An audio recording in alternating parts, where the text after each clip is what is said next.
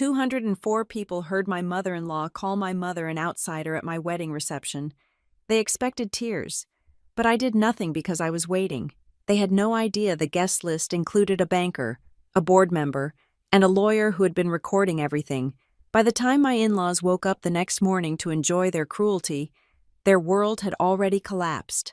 My name is Freya Hughes, and at 32 years old, I stood in the center of the Marble Harbor Grand Ballroom and watched my life split into two distinct timelines. There was everything that happened before my mother-in-law picked up the microphone, and everything that would happen after. The room was bathed in amber light, designed to make diamonds sparkle and skin look flawless, but it did nothing to soften the razor-sharp edge of Vivian Sutherland's smile. The air conditioner hummed a low, expensive note beneath the murmur of 204 guests. I knew the exact count because I had agonized over the seating chart for 3 weeks, trying to shield my mother from the very wolves who were currently staring at her. Vivian held the wireless microphone loosely in her hand, her manicured fingers tapping against the metal mesh. The sound thumped through the massive speakers, a heartbeat of feedback that silenced the clinking of silverware and the polite chatter of the reception. She stood on the small dais, elevated just enough to look down on everyone, draped in a silver gown that likely cost more than the house I grew up in. She did not look at me. Her gaze bypassed her son, my new husband Nolan, and drilled straight across the room to table 19. That was where my mother, Deborah, sat. My mother was wearing a navy blue dress she had bought off the rack at a department store and altered herself on her old sewing machine. It was modest, clean, and entirely appropriate, but in a room filled with custom silk and heirloom jewelry, it marked her as different. She sat with her hands folded in her lap. I knew those hands better than my own. They were rough, the skin thickened by decades of scrubbing floors, stocking shelves, and working double shifts so I could have books and a warm coat in winter. They were hands that built a life out of nothing. Vivian smiled, a gesture that did not reach her cold, analyzing eyes. "We are so delighted to welcome everyone here tonight," Vivian said, her voice smooth like heavy cream poured over ice. "It is a rare joy to see so many of our friends, our partners, and the people who make our world turn." She paused for effect. The room waited. "And of course," Vivian continued, her tone shifting slightly, dropping half an octave into something that sounded like benevolence but felt like a blade, "we must welcome the Hughes family. It is truly quaint to have you here." The word hung in the air. Quaint. I felt Nolan's hand tighten around mine under the table. His grip was bone-crushing. I did not look at him yet. I was frozen. My eyes locked on my mother. Deborah did not flinch. She kept her chin up, her expression pleasant, refusing to give Vivian the satisfaction of seeing her bleed. Vivian took a step forward, the spotlight catching the diamonds at her throat. "I was speaking with Deborah earlier," she said, projecting her voice to the back of the room, ensuring the waiters, the bartenders, and the valet drivers could all hear. "And she was telling me about her life. It is so refreshing to be reminded that not everyone carries the burden of legacy.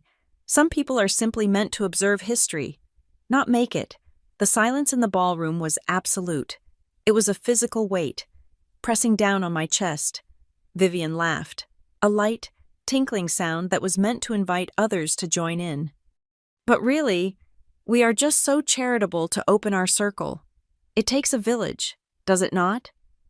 Even if some of the villagers are clearly outside the gates." She looked directly at my mother then, her eyes narrowing with unmistakable malice.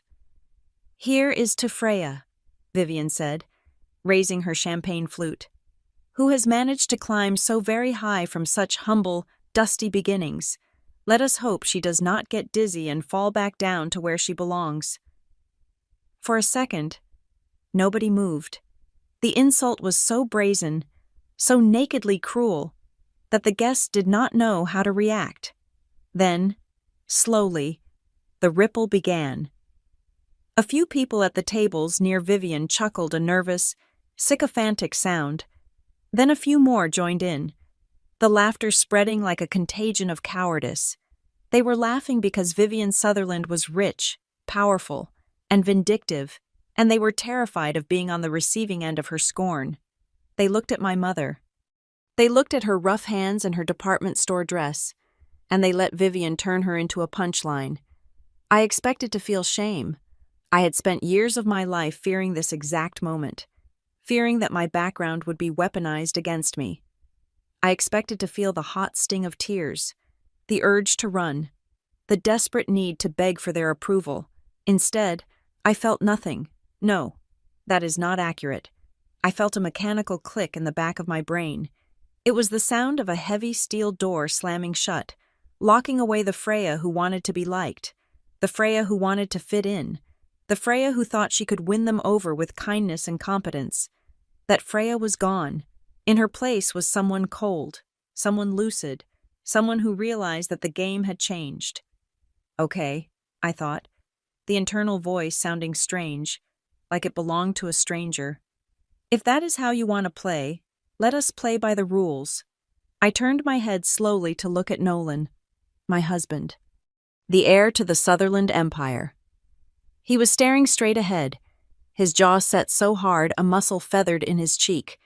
His hand was still crushing mine, his knuckles white. He had not stood up. He had not grabbed the microphone from his mother. He had not made a scene. To the 204 people watching, he looked like a compliant son, too afraid to challenge the matriarch.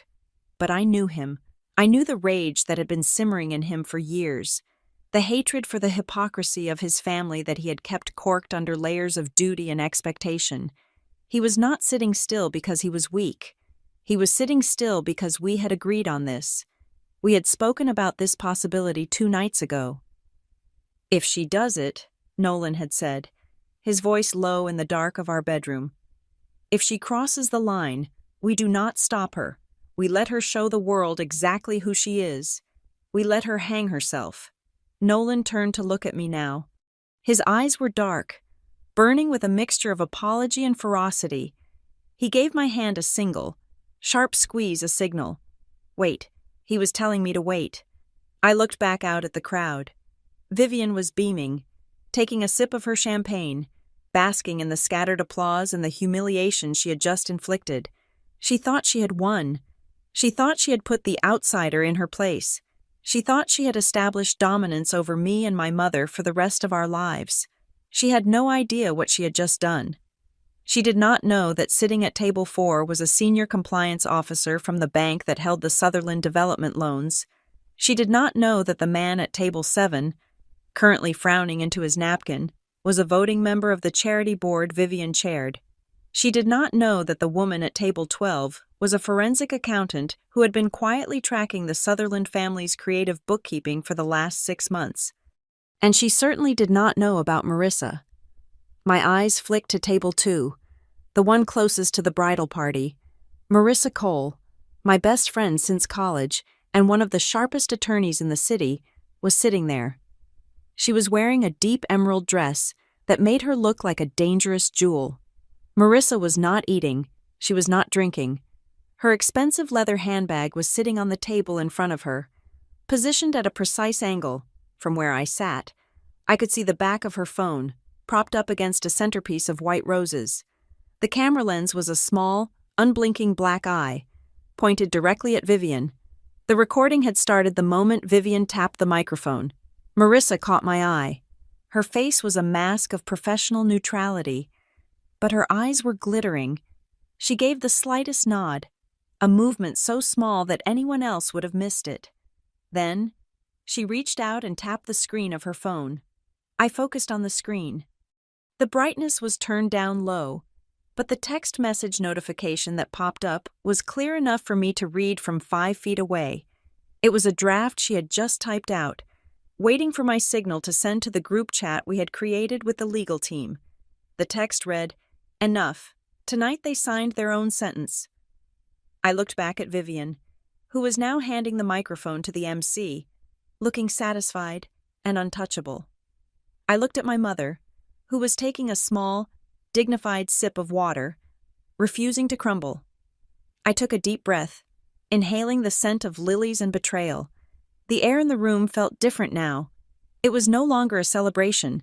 It was a crime scene, and the perpetrator was still standing on the stage, smiling at the victims, completely unaware that the evidence had already been collected. "Enjoy it, Vivian," I whispered to myself, my lips barely moving. "Enjoy this moment. It is the last time you will ever feel this powerful." Tomorrow morning, the sun would rise over the city. Tomorrow morning, the bank would open. Tomorrow morning, the board members would check their emails.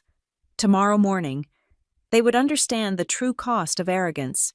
They would understand the price of choosing the wrong people to humiliate. I squeezed Nolan's hand back. I picked up my fork. I smiled at the camera flashing in my direction. The wedding was over. The war had just begun. 6 months before the ballroom froze over, I was living in a world that felt solid, predictable, and entirely within my control. Back then, I was simply the director of communications for Northbridge Public Affairs, a firm known for taking messy corporate realities and polishing them into palatable press releases. I spent my days managing crises for tech CEOs and navigating zoning disputes for city councils. I was good at it. I understood how to control a narrative, how to pivot a conversation, and how to make sure the loudest voice in the room was not necessarily the one that won the argument. I met Nolan Sutherland on a Tuesday afternoon at a ribbon-cutting ceremony for a community garden project. It was one of those mandatory goodwill initiatives that big developers fund to distract the public from the fact that they are gentrifying a neighborhood out of existence. Nolan was there representing Sutherland Development and Holdings, the massive real estate conglomerate that practically owned the skyline of this city. He did not look like the typical heir to a billion-dollar empire. He was standing off to the side, looking uncomfortable in a suit that cost more than my car, actually listening to a local resident complain about the drainage system. He was not checking his watch. He was not scanning the crowd for someone more important to talk to. That was what caught my attention. In my line of work, you learn to spot the fakes within 5 seconds. Nolan felt rare. He felt real. When we started dating, I told myself that his background was just a detail, like his eye color or his height. I told myself that the Sutherland name was just a label, not a lifestyle. I was naive. I did not understand then that for families like the Sutherlands, wealth is not just what they have. It is who they are. It is a distinct ecosystem with its own climate, its own language, and its own predators. The first time I brought up the idea of our parents meeting, Nolan hesitated.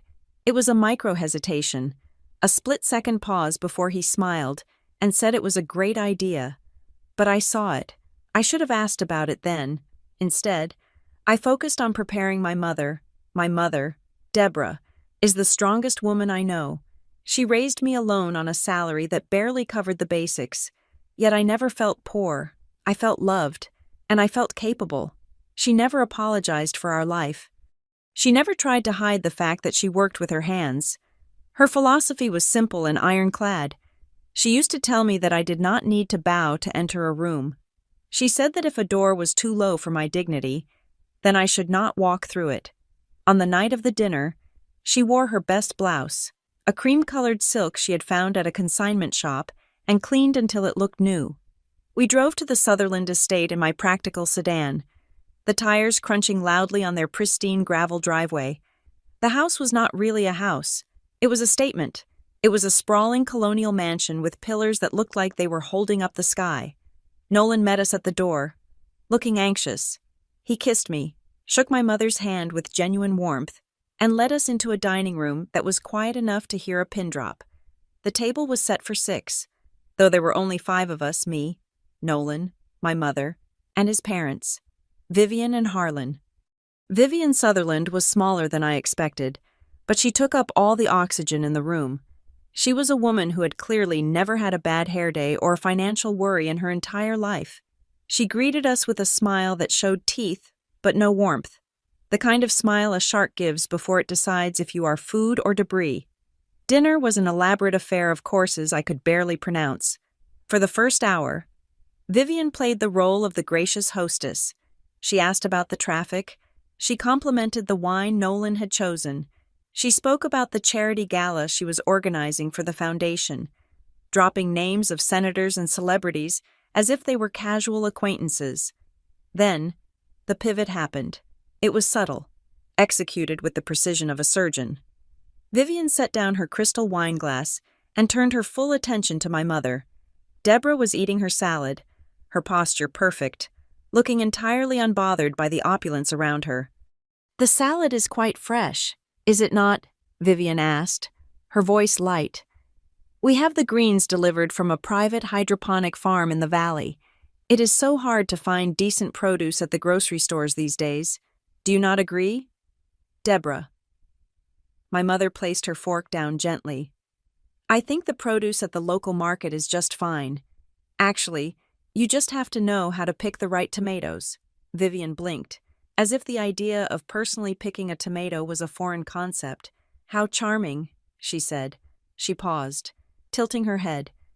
"Nolan tells us you raised Freya all on your own. That must have been a struggle." "It was a challenge," my mother corrected, her voice steady. "But it was not a struggle. It was a life." "Of course," Vivian said, dismissing the correction with a wave of her hand. "And tell me, Deborah, what is it that you do, I mean, for work?" Nolan was a bit vague on the details. The table went silent. Harlan, Nolan's father, kept eating his steak, clearly used to letting his wife handle the interrogations. Nolan shifted in his seat, opening his mouth to intervene, but my mother beat him to it. "I work in logistics," my mother said. She did not fluff it up. She did not use corporate buzzwords. "I manage the floor operations for a mid-sized distribution center in the industrial district. I make sure the trucks are loaded correctly. The inventory matches the manifests, and the safety protocols are followed. It is hard work, but it keeps the supply chain moving." She said it with pride. She said it like a woman who knew the value of a hard day's labor. Vivian stared at her. She did not frown. She did not grimace. Instead, she let out a short, soft breath, and her eyebrows raised just a fraction of an inch. "Oh," Vivian said. "Interesting." That word, interesting, it was not a compliment. It was not curiosity. It was a verdict. It was the verbal equivalent of a pat on the head given to a dog that has successfully performed a trick. It was a way of saying, "You are beneath me, but I will tolerate your presence because it is amusing to see how the other half lives." "It must be exhausting," Vivian continued, picking up her knife, "dealing with that sort of environment, the noise, the dust, the people." "The people are good people," my mother said, her tone hardening just enough to be a warning. "They work hard to feed their families, just like anyone else." Vivian laughed softly. "I am sure they are perfectly nice. It is just well. It is a very different world from what we are used to here at the Foundation. We deal mostly with strategy, vision, big-picture thinking." I felt a cold knot form in my stomach. I looked at Nolan, waiting for him to shut this down. He looked pained. He looked embarrassed. "Mom," he said, his voice strained. "Deborah runs a tight ship. It is a management position." "I am sure it is, darling," Vivian said, not looking at him. She was still looking at my mother, dissecting her. "I just think it is so grounded. It is good for Freya to have that background. It explains why she is so hungry. In her career, I mean..." That was the moment I saw the map of the battlefield clearly for the first time. To Vivian Sutherland. My mother was not a guest. She was not the mother of her son's girlfriend. She was a specimen. She was a curiosity to be examined, categorized, and then dismissed.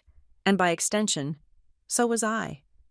I realized then that there was an unspoken rule in the Sutherland house. There were the players, the people with money, with lineage, with vision, and then there were the props. The props were there to serve the narrative of the players. My mother was being cast as the humble origin story that made the Sutherlands look benevolent for associating with us. The rest of the dinner was a blur of polite torture. Vivian pivoted the conversation to their summer home in the Hamptons and the complications of maintaining a yacht. Topics she knew excluded us completely. My mother did not shrink, but she stopped offering anything of herself. She went into survival mode, answering in monosyllables, preserving her energy. When we finally left, the air in the car felt heavy. Nolan drove us home, apologizing profusely the moment we pulled away from the estate. "I am so sorry," he said, gripping the steering wheel. "She can be a lot. She does not mean to be offensive. She just has zero filter when it comes to class stuff. She lives in a bubble." My mother sat in the back seat, looking out the window at the passing streetlights. "It is fine. Nolan," she said, "I have dealt with women like her before. They think the height of the pedestal determines the worth of the statue. When we dropped my mother off at her small, cozy bungalow, she kissed my cheek and whispered, 'Do not let them make you feel small, Freya. They are just people, and not particularly happy ones.'" After we drove away, leaving my mother safe behind her door, Nolan parked his car in front of my apartment building. He turned to me, his eyes pleading. "I will handle her," he promised. "I will talk to her. I will make sure she understands that she needs to respect Deborah. You know I am not like that. Right, Freya? You know I do not care about where anyone comes from." I looked at him. I believed that he did not care, but I also realized something that terrified me. "It is not just about her being rude. Nolan," I said quietly. "She was not just being mean. She was marking her territory." Nolan sighed, running a hand through his hair. "She just wants everything to be perfect. She is obsessed with the family image, the Sutherland brand. She thinks she is protecting it." "Protecting it from what?" I asked. "From us." Nolan did not answer immediately, and in his silence, I heard the truth. Vivian Sutherland did not just dislike my mother's job. She disliked the variable we represented. We were uncontrolled elements. We were not part of the carefully curated script of the Sutherland dynasty, and people like Vivian do not tolerate improvisation. They want to control the story, the characters, and the ending. I looked at the man I loved, and for the first time, I saw the strings attached to him. He was trying to cut them, or at least he thought he was, but the scissors were dull, and the strings were made of steel. "I will fix it," Nolan repeated, but the conviction in his voice sounded thin. I nodded, but I did not believe him. I knew, with the instinct of someone who spins stories for a living, that we had not just had a bad dinner, we had just finished the prologue of a tragedy. Vivian had tested the waters. She had poked the animal to see if it would bite, and because my mother had maintained her dignity and I had stayed silent, Vivian had mistaken our composure for weakness. She thought she could write our lines for us. As I walked into my apartment that night, 6 months ago, I felt the first stirrings of the armor I would eventually wear in the ballroom. I realized that if I wanted to survive the Sutherlands, I could not just be the director of communications, I would have to become a director of war. "Interesting," I whispered to the empty room, mimicking Vivian's tone. It certainly would be. If the dinner 6 months ago was the prologue, then the wedding planning was the rising action of a horror movie where the monster wears Chanel and speaks in passive-aggressive pleasantries. The takeover did not happen all at once. It was a slow, suffocating erosion of my agency. It started with the venue. Nolan and I had originally wanted a small, intimate ceremony at a botanical garden in the city somewhere open, breathing, and green. We had put down a deposit of $500. 2 weeks later, Vivian called me. She did not ask.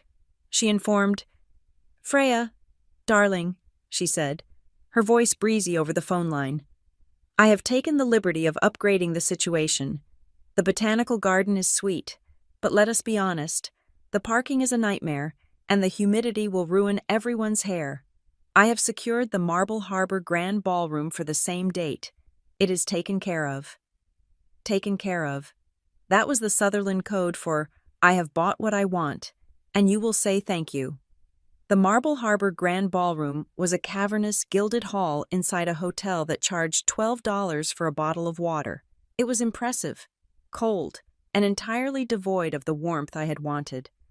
But when I tried to protest, Nolan gave me a look that was becoming familiar, a mix of exhaustion and strategy. "Let her have the venue," he had said. "It keeps her occupied."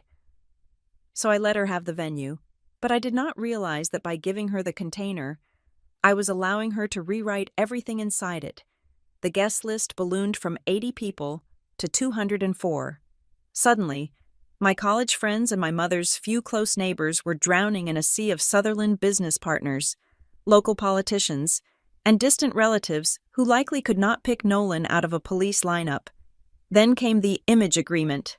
It was a Tuesday afternoon, 3 weeks before the wedding. Vivian invited me to lunch at a private club downtown where the waiters wore white gloves and the menu had no prices. She slid a thick manila envelope across the linen tablecloth, right next to my iced tea. "What is this?" I asked, my hand hovering over the paper. "Just some housekeeping," Vivian said, slicing into her Dover sole with surgical precision. "As you know, the foundation is under a lot of scrutiny this quarter. We are launching a new capital campaign. Image is everything. Freya, we simply need to ensure that the wedding reflects the standards of the family brand." I opened the envelope. It was a document drafted by legal counsel. It was titled, "Event Protocol and Media Guidelines." I read the first page, and the air left my lungs. It was essentially a gag order disguised as wedding planning. It stipulated that all speeches had to be pre-approved by a committee which I assumed meant Vivian. It had a clause about social media conduct, forbidding guests from posting unflattering or off-brand content, but the worst part was the section on key participants. "Vivian," I said, my voice trembling slightly, "this clause here, it says that immediate family members must adhere to a strict dress code and script for all public addresses. What does that mean?" Vivian took a sip of wine. "It means we want to avoid any awkwardness. Take your mother, for instance." My spine stiffened. "What about my mother?" "Deborah is a lovely woman," Vivian lied smoothly, "but she is not used to public speaking, certainly not in front of senators and bank CEOs. We think it would be kindest, really, if she did not give a speech." "She is the mother of the bride," I said, my voice rising. "Of course she is going to speak. We just feel that older people tend to ramble," Vivian interrupted, her eyes hard as flint. "They get emotional. They tell stories that do not land. It ruins the pacing of the evening. We want the reception to be tight, professional, cinematic." "It is a wedding," I snapped, "not a shareholder meeting." "In this family," Vivian said, wiping her mouth with a linen napkin, "there is no difference. Sign the paper, Freya. It is for her own good. You do not want her to embarrass herself, do you?" I did not sign it then. I took it home. Shaking with rage, I showed it to Nolan. He read it, his face unreadable. He did not tear it up. He did not call his mother to scream at her. He just placed it on the counter and stared at it for a long time. "She is terrified," Nolan said softly. "She is a monster," I countered. "She is terrified that she cannot control the narrative," Nolan corrected. He looked at me. "Sign it, but ignore the clause about the speeches. Let her think she has won on paper. And my mom." "We will handle that," he said, but he did not say how. The real blow, however, came 4 days later when I went to the hotel to finalize the seating chart. The event coordinator, a woman named Jessica, who looked like she hadn't slept in a week, pulled up the digital floor plan on her tablet. "Okay," Jessica said, tapping the screen. "So Mrs. Sutherland the elder, Mrs. Sutherland, sent over some adjustments this morning. She finalized the VIP grouping near the head table." I looked at the layout. The head table was on a riser. Directly in front of it were 3 round tables. Prime real estate, that was where Vivian, Harlan, and the Sutherland cousins were. That was where the bank executives were. "Where is my mother?" I asked. Jessica hesitated. She zoomed out on the map. She scrolled again. "Ah," Jessica said, her voice dropping. "Here." She pointed to a table in the far back corner. Table 19. It was tucked behind a large structural pillar. It was directly next to the double doors leading to the kitchen. I knew that spot. It was the service turbulence zone. It was where the waiters would be rushing in and out with trays of dirty dishes. It was where the noise of clattering silverware would drown out conversation. It was where the draft from the service hallway would hit every time the doors swung open. It was the worst seat in the house. "Move her," I said, my voice icy. "I cannot," Jessica stammered. "Mrs. Sutherland was very specific. She said this table offers privacy for your mother. She said your mother might feel overwhelmed by being too close to the stage." It was a masterstroke of bullying. It was plausible deniability wrapped in fake concern. We put her there so she would be comfortable. Poor dear. But the message was clear to anyone who understood the language of power. Deborah Hughes belongs with the help, near the kitchen, out of sight. I left the hotel and drove straight to a coffee shop to meet Marissa. I needed a lawyer. But more than that, I needed a friend who understood the anatomy of a takedown. Marissa looked at the seating chart I had printed out. She looked at the image agreement. She took a long drag of her latte and shook her head. "This is not just mean, Freya," Marissa said, her lawyer brain engaging. "This is strategic. They are building a set. They are designing a stage play where they are the benevolent monarchs and you are the lucky peasant girl they rescued. They are trying to hide my mother," I said, staring at the paper. "No," Marissa corrected me. "If they wanted to hide her, they would not have invited her.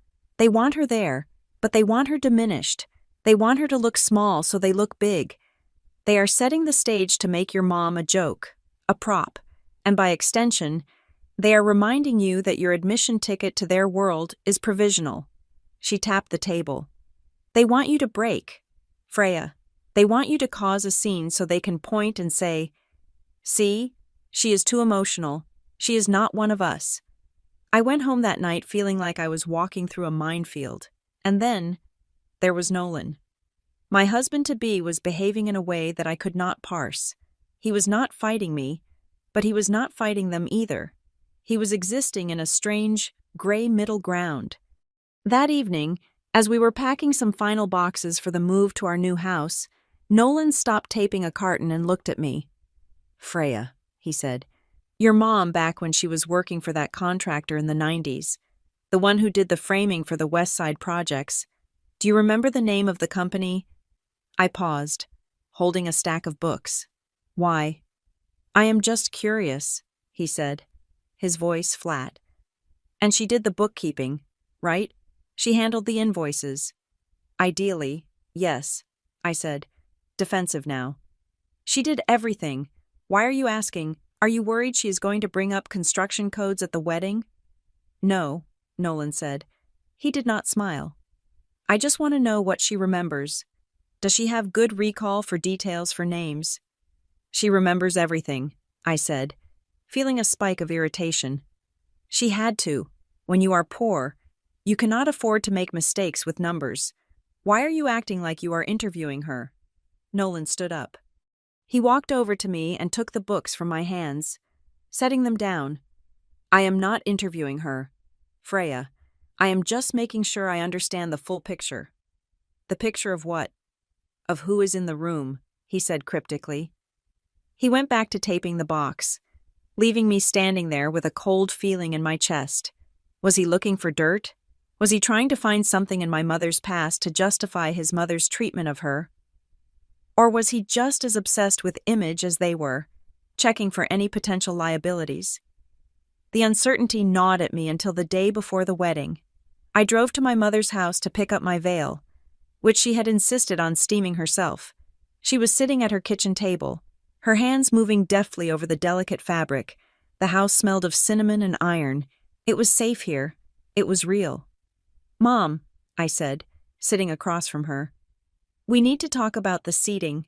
Deborah looked up, her eyes bright and clear. "I know, honey." "Table 19, I blinked. "You know? I called the hotel to check on the parking for my old Ford," she said, smiling a little. "The nice girl, Jessica, told me. She sounded apologetic. I'm going to fix it," I said, slamming my hand on the table. "I am going to walk in there and flip the tables if I have to. They are putting you by the kitchen doors. Mom, it is an insult." My mother stopped moving her hands, She reached across the table and covered my hand with hers. Her palm was rough, the skin thickened by years of lifting boxes and scrubbing surfaces, but her touch was warm. "Freya," she said firmly, "do not do a thing." "But Mom, listen to me," she said. "If you move me, you show them that it bothers you. You show them that you are ashamed of where they put me. I do not care where I sit. I have eaten lunch on loading docks. I have eaten dinner standing up in a break room. A table by the kitchen at the Marble Harbor Grand Ballroom is still a luxury compared to where I have been." "It is not about the table," I whispered, tears pricking my eyes. "It is about respect. Respect is not given by a place card," my mother said. "It is earned, and I know who I am. Let them play their games. Let them show everyone exactly who they are, because when they go low like that, they expose themselves, not me." She squeezed my hand. "I can take it. Freya, I have taken worse things than a drafty seat from a woman with too much hairspray." I looked at her. I looked at the lines on her face, etched by exhaustion and sacrifice. I looked at her hands, the hands that had built my future brick by brick. She was willing to take the humiliation to protect my day. She was willing to sit in the corner and be invisible so I could shine. And in that moment, the final lock in my heart clicked into place. Vivian Sutherland thought she was dealing with a passive victim. She thought she could shove my mother into the shadows and we would say thank you for the darkness. "No," I thought, "you do not get to do this, not to her." I squeezed my mother's hand back. I did not tell her about the plan forming in my head. I did not tell her about the rage that was currently turning into cold, hard resolve. "Okay, Mom," I lied. "We will leave it." But as I walked out of her house, I knew one thing for certain. My mother had spent her life taking the hits so I wouldn't have to. She had borne the weight of poverty, of judgment, of hard labor. She would not bear this. Tomorrow, at the wedding, Vivian Sutherland was going to learn that Table 19 was not a place of exile. It was the place where the rebellion would begin. And my mother's hands, those rough, beautiful hands, were about to hold the match that would burn the Sutherland house to the ground. It was 11 o'clock at night. The rehearsal dinner was over. The guests were asleep in their overpriced rooms, dreaming of the open bar waiting for them tomorrow. I was in the bridal suite, but I was not sleeping. I was sitting on the edge of the king-sized bed, watching my mother pace back and forth across the carpet. She had come to my room 10 minutes ago. She had locked the door behind her. She was clutching her old leather handbag to her chest like it contained a bomb. "Mom," I said, keeping my voice low. "You need to sleep. Tomorrow is a long day."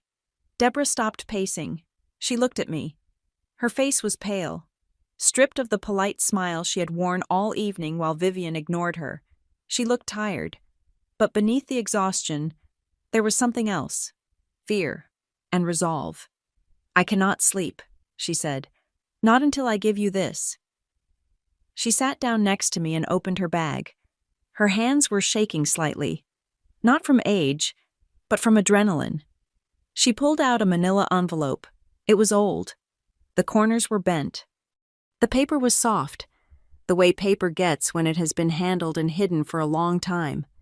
"What is this?" I asked. "Do you remember when you were in high school?" she asked. "That year I picked up the second job doing bookkeeping for a small contractor, Miller & Sons." I nodded. I remembered. It was the year she worked 16 hours a day so I could go on the senior class trip. "Mr.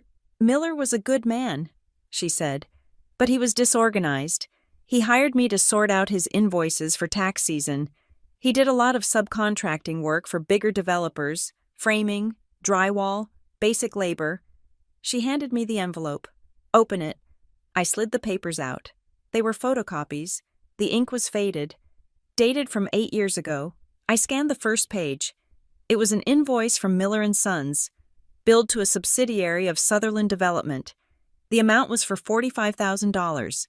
The description read, "Consulting services and site management." "I do not understand," I said. "This is just a bill. Mr. Miller was a framer." "Freya," my mother said. her voice hard. He did not do consulting. He did not do site management. He hammered nails and hung sheetrock. I looked closer at the document. I asked him about it, Deborah continued. I told him he had categorized the income wrong.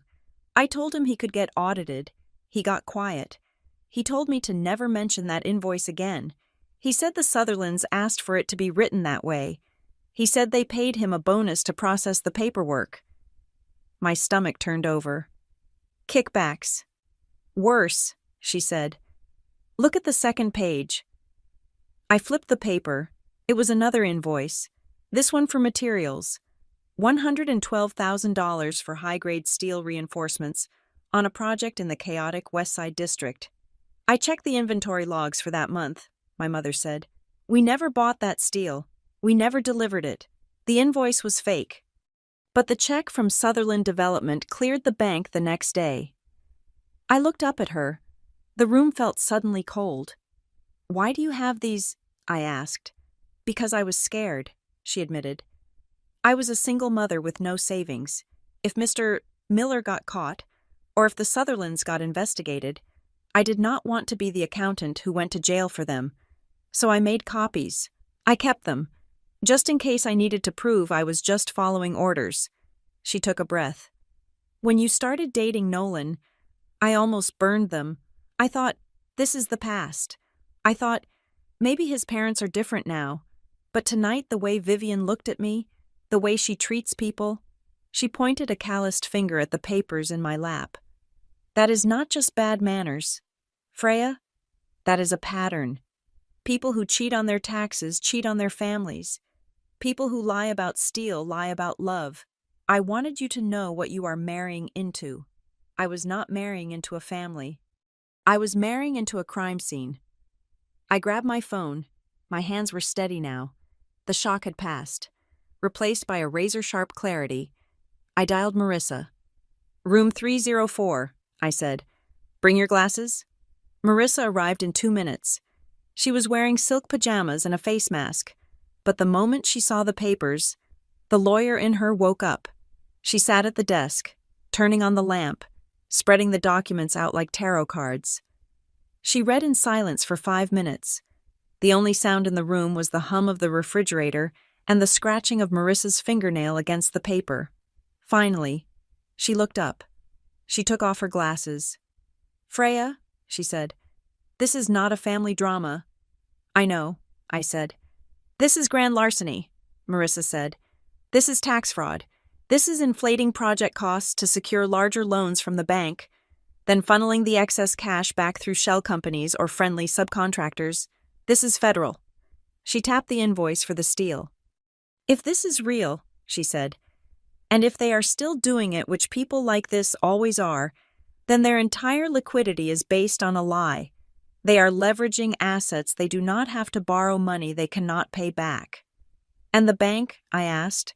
The bank thinks they are financing luxury condos, Marissa said. If the bank finds out they are financing air, they will pull the loans immediately. The Sutherland Empire is a house of cards, and your mother just handed us a leaf blower. I looked at Deborah. She was sitting in the corner, looking small and terrified. She had no idea she was holding a nuclear weapon. She just thought she was protecting me from bad people. Then the door handle turned. We all froze. The lock clicked. The door opened. It was Nolan. He walked in, still wearing his suit trousers and a white undershirt. He looked exhausted. He saw me. He saw Marissa at the desk. He saw his mother-in-law in the corner. And then he saw the papers spread out under the lamp. He did not look surprised. He did not look angry. He stopped in the doorway, leaned his shoulder against the frame, and let out a long, heavy sigh. I wondered when you would find those, Nolan said. I stood up. You knew. I suspected, Nolan said. He walked into the room, closing the door softly behind him. I knew about the kickbacks. I knew about the inflated invoices. I call it the Sutherland Premium. It is how my father built the second estate. It is how my mother buys her jewelry. And you let them, I asked, my voice rising. I tried to stop it. Nolan said, and for the first time, I heard the desperation in his voice. 3 years ago, when I took over the operational side, I tried to clean up the books. I fired 2 of the corrupt contractors. I refused to sign off on a phantom supply order. He looked at his hands. My father bypassed me. My mother told the board I was inexperienced and overcautious. They locked me out of the financial controls. They told me to stick to the ribbons and the handshakes. He looked at me, his eyes pleading. I stayed because I thought I could fix it from the inside. I thought if I gained enough influence, I could force them to go legitimate, but they are addicted to it. Freya, they are addicted to the easy money and the power. So you were just going to let me marry into this, I asked. You were going to let me sign my name next to yours on a sinking ship. No, Nolan said. I was going to get us out. I have been moving my personal assets into separate trusts for months. I have been insulating us. But I did not know how to bring them down without destroying everything. He walked over to the desk and looked at the invoice from Miller and Sons. He looked at my mother. Deborah, he said gently, you have kept this for 8 years. I was afraid, she whispered. You do not need to be afraid anymore, Nolan said. He turned to me. The look in his eyes had changed. The exhaustion was gone. In its place was something cold and sharp. Freya, Nolan said, you asked me why I have been acting strange, why I have been asking questions. Yes, I said. Because I knew the house was rotten, he said. But I needed a reason to light the match, and then they went after your mother. He paced the room, his energy shifting. He sounded like a general now. They think they are untouchable, Nolan said. They think they can humiliate us, control us, and lie to the world because they have the money. But the money is fake, and their reputation is the only thing keeping the creditors away. He looked at Marissa. Can you authenticate these? I can cross-reference them with public records by morning, Marissa said, her fingers flying over her phone screen. I can draft a whistleblower complaint to the bank's compliance division. I can have it ready to send. Good, Nolan said. He turned back to me. He took my hands. His grip was firm. Freya, listen to me closely, he said. Tomorrow, at the wedding, my mother is going to do something terrible. She is planning to drag your mother onto the stage. She is planning to mock her poverty in front of everyone. We stop her, I said immediately. We cancel the reception. No, Nolan said. We let her do it. I pulled my hands away. Are you insane? You want her to hurt my mom? I want her to show the world who she is, Nolan said. I want 204 people to see her cruelty. I want the board members to see her arrogance. I want the banker to see that Vivian Sutherland lacks judgment, lacks control, and lacks morality. He pointed to the papers. These papers are the bullets, Nolan said. But the wedding is the trigger. If we show the bank these papers now, they might bury it. They might try to settle quietly. But if Vivian publicly destroys her own reputation first, if she proves she is unstable, then the bank has no choice. They have to cut ties. He looked at Deborah. I am asking you to do the hardest thing possible. I am asking you to stand there and take it. One last time. Can you do that? My mother stood up. She smoothed her skirt. She looked at the man who was about to become her son-in-law. Will it stop them? She asked. Will it stop them from hurting anyone else? It will end them, Nolan promised. It will not be a scandal. It will be an implosion. Deborah nodded. Then let her speak. Nolan checked his watch. I have a meeting tomorrow morning at 9 o'clock, he said, with the regional director of the bank and the head of the charity fund. They think it is a routine meet and greet before the ceremony. It is not. What is it? I asked. It is the setup, Nolan said. I need to make sure they are in that room at the reception. I need to make sure they are watching, because tomorrow night, Vivian thinks she is hosting a party, but she is actually hosting her own trial. He walked to the door. He paused and looked back at us. Get some sleep, Nolan said. You are going to need your strength to smile while the world collapses. He left. The room was quiet again. Marissa looked at the papers, then at me. "Your husband is terrifying," she said. "Yes," I said, feeling a strange, dark thrill run through my veins. "He is—" I looked at the invoice one last time. $45,000 for work that was never done. It was a lot of money, but tomorrow, the price would be much, much higher. I went to the window and looked out at the city lights.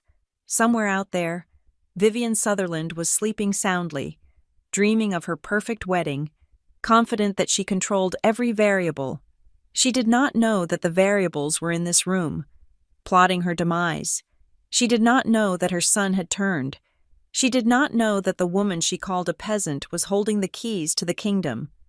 "Sleep well, Vivian," I whispered. "The bill comes due at sunset." The morning of the wedding did not feel like a celebration. It felt like the final hour before a controlled demolition. While the rest of the city was waking up to a lazy Saturday, I was already inside the Marble Harbor Grand Ballroom, treating the venue not as a place of romance, but as a tactical grid. My first stop was the audio-visual booth.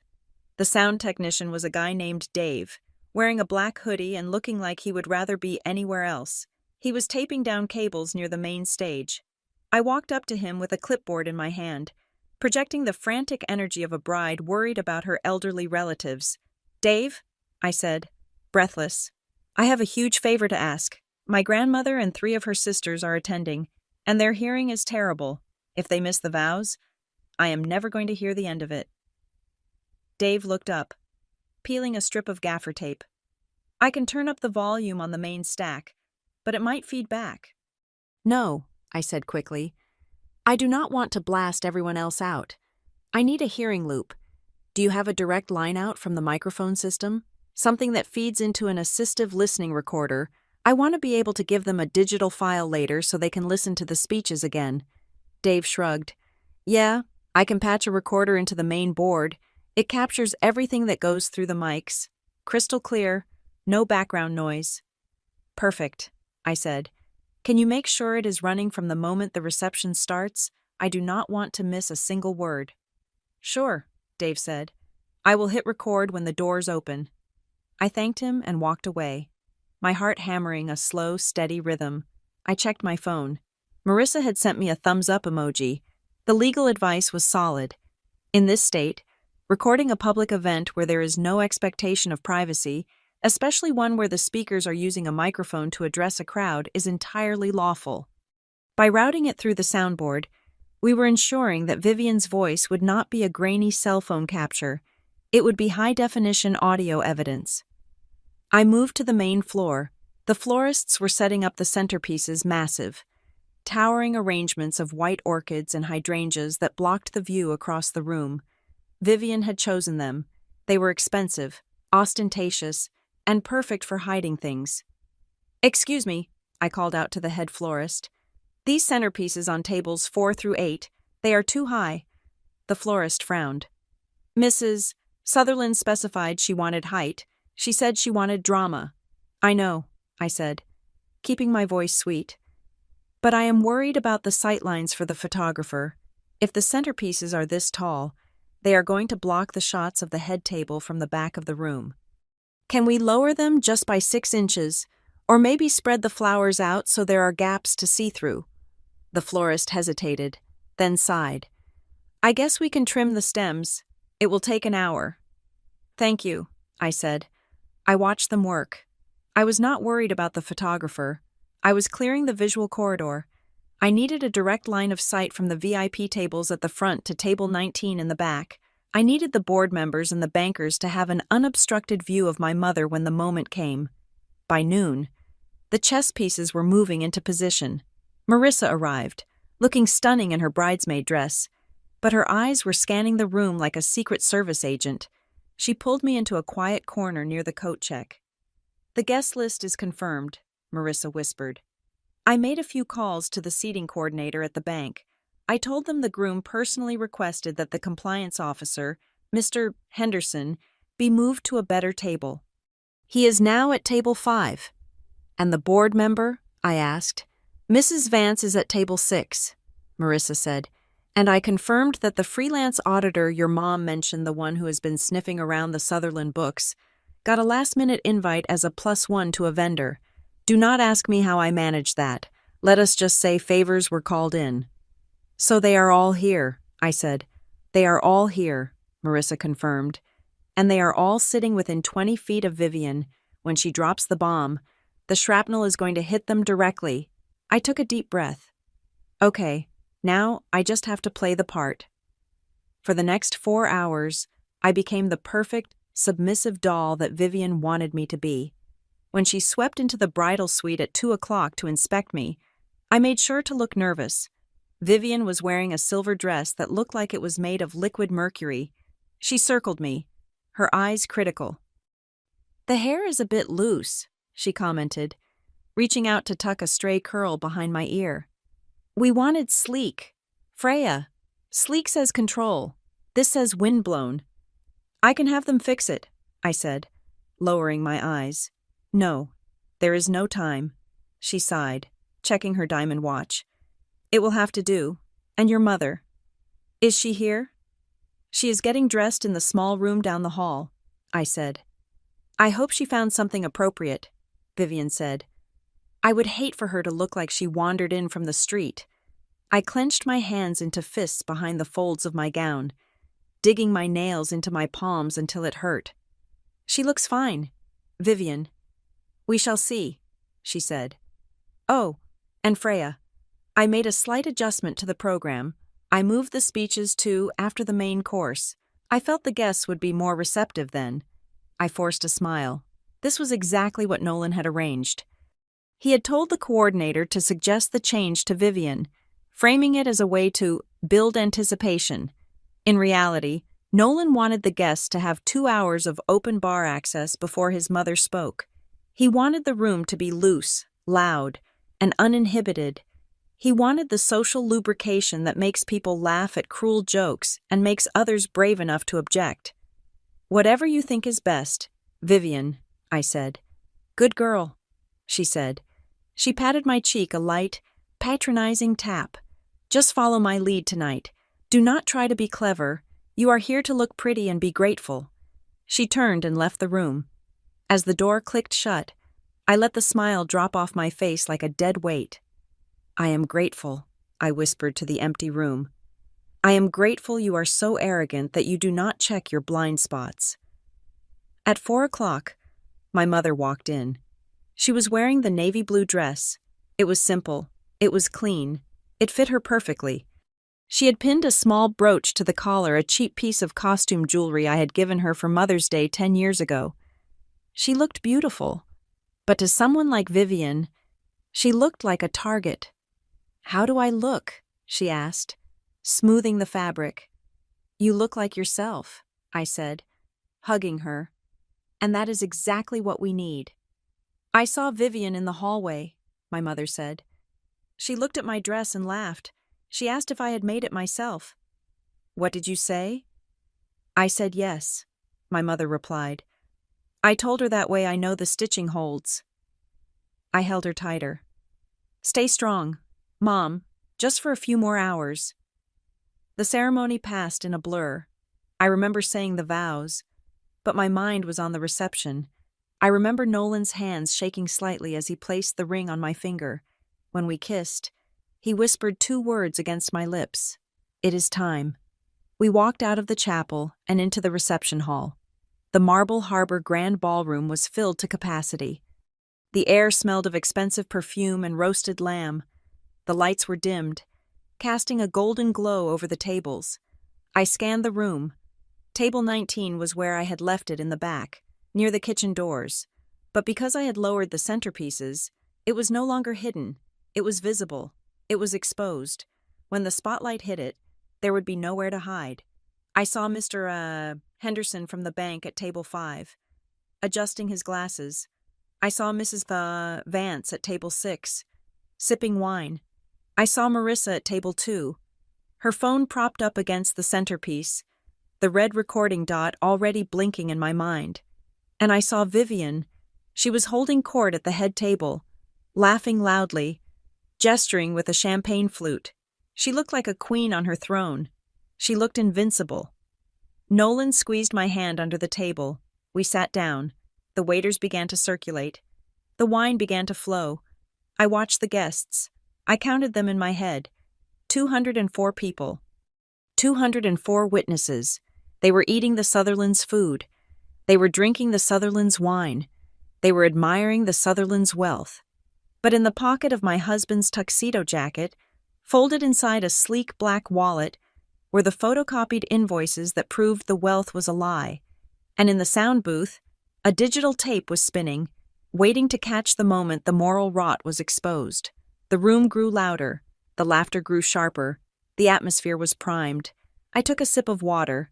I felt a strange calm settle over me.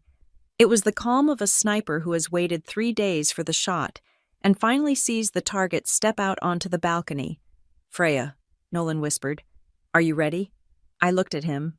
I looked at my mother, sitting alone at the back table, her head held high amidst the clatter of dishes. I looked at Vivian, who was now tapping her spoon against her glass, signaling for the microphone. "Yes," I said. "Checkmate." I let out a long breath, watching the waiter hand the wireless microphone to Vivian. The room hushed.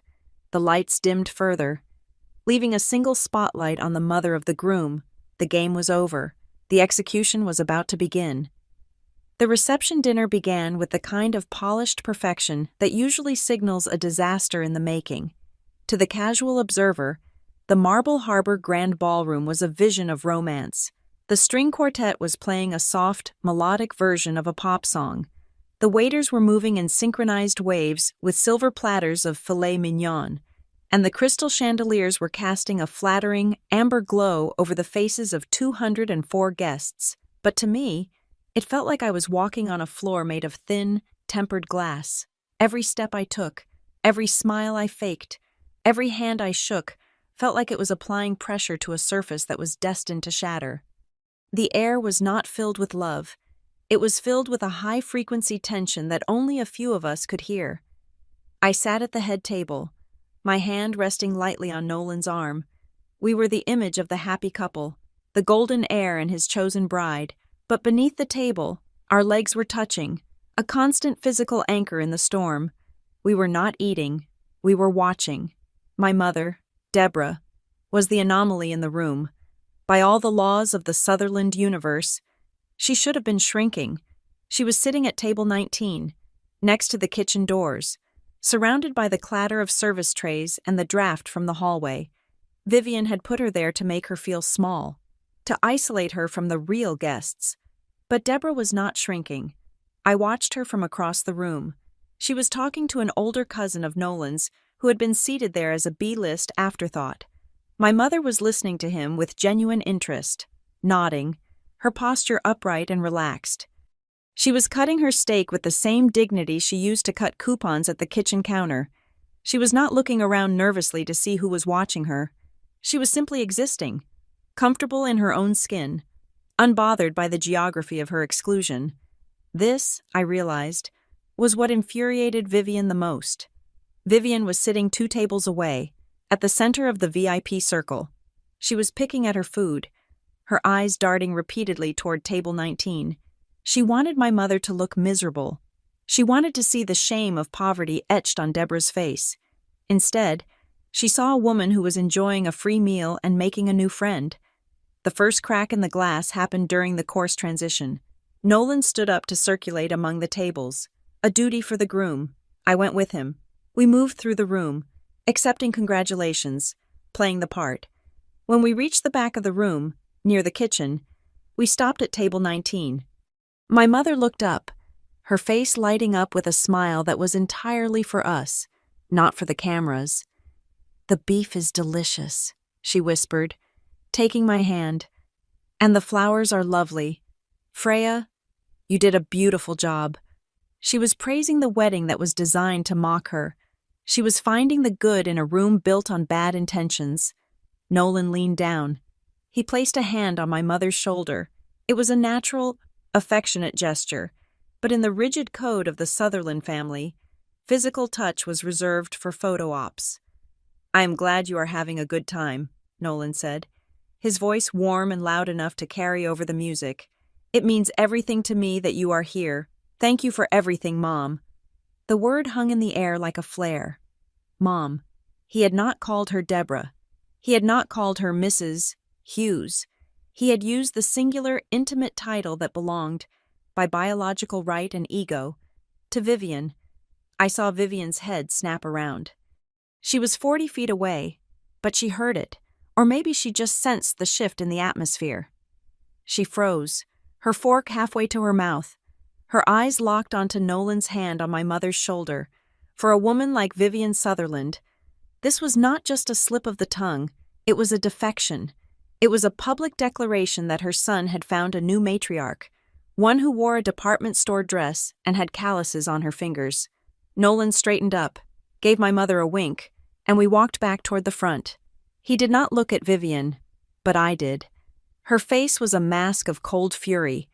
Her lips were pressed so tightly together they had turned white. She signaled to a man in a tuxedo standing near the band, the master of ceremonies.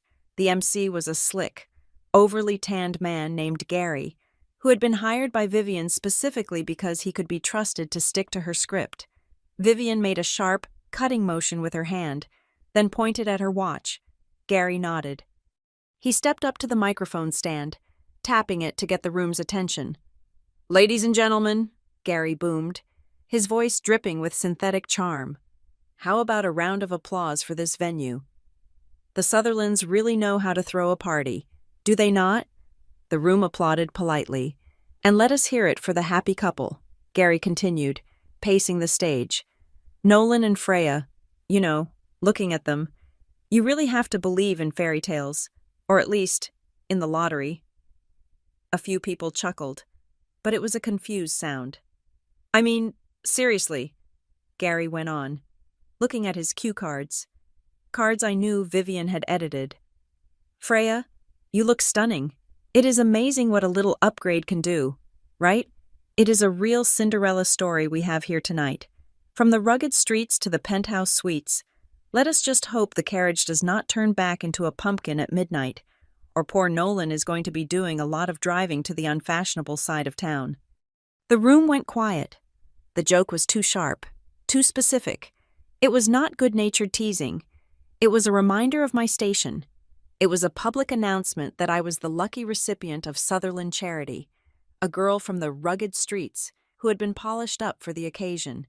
I felt the heat rise in my cheeks. Not shame, rage. I looked at Vivian.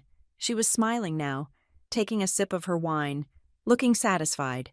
She had reclaimed the narrative. She had reminded everyone that while Nolan might call Deborah Mom, the checkbook and the power belonged to the Sutherlands. But she had miscalculated the room. I looked at table 5.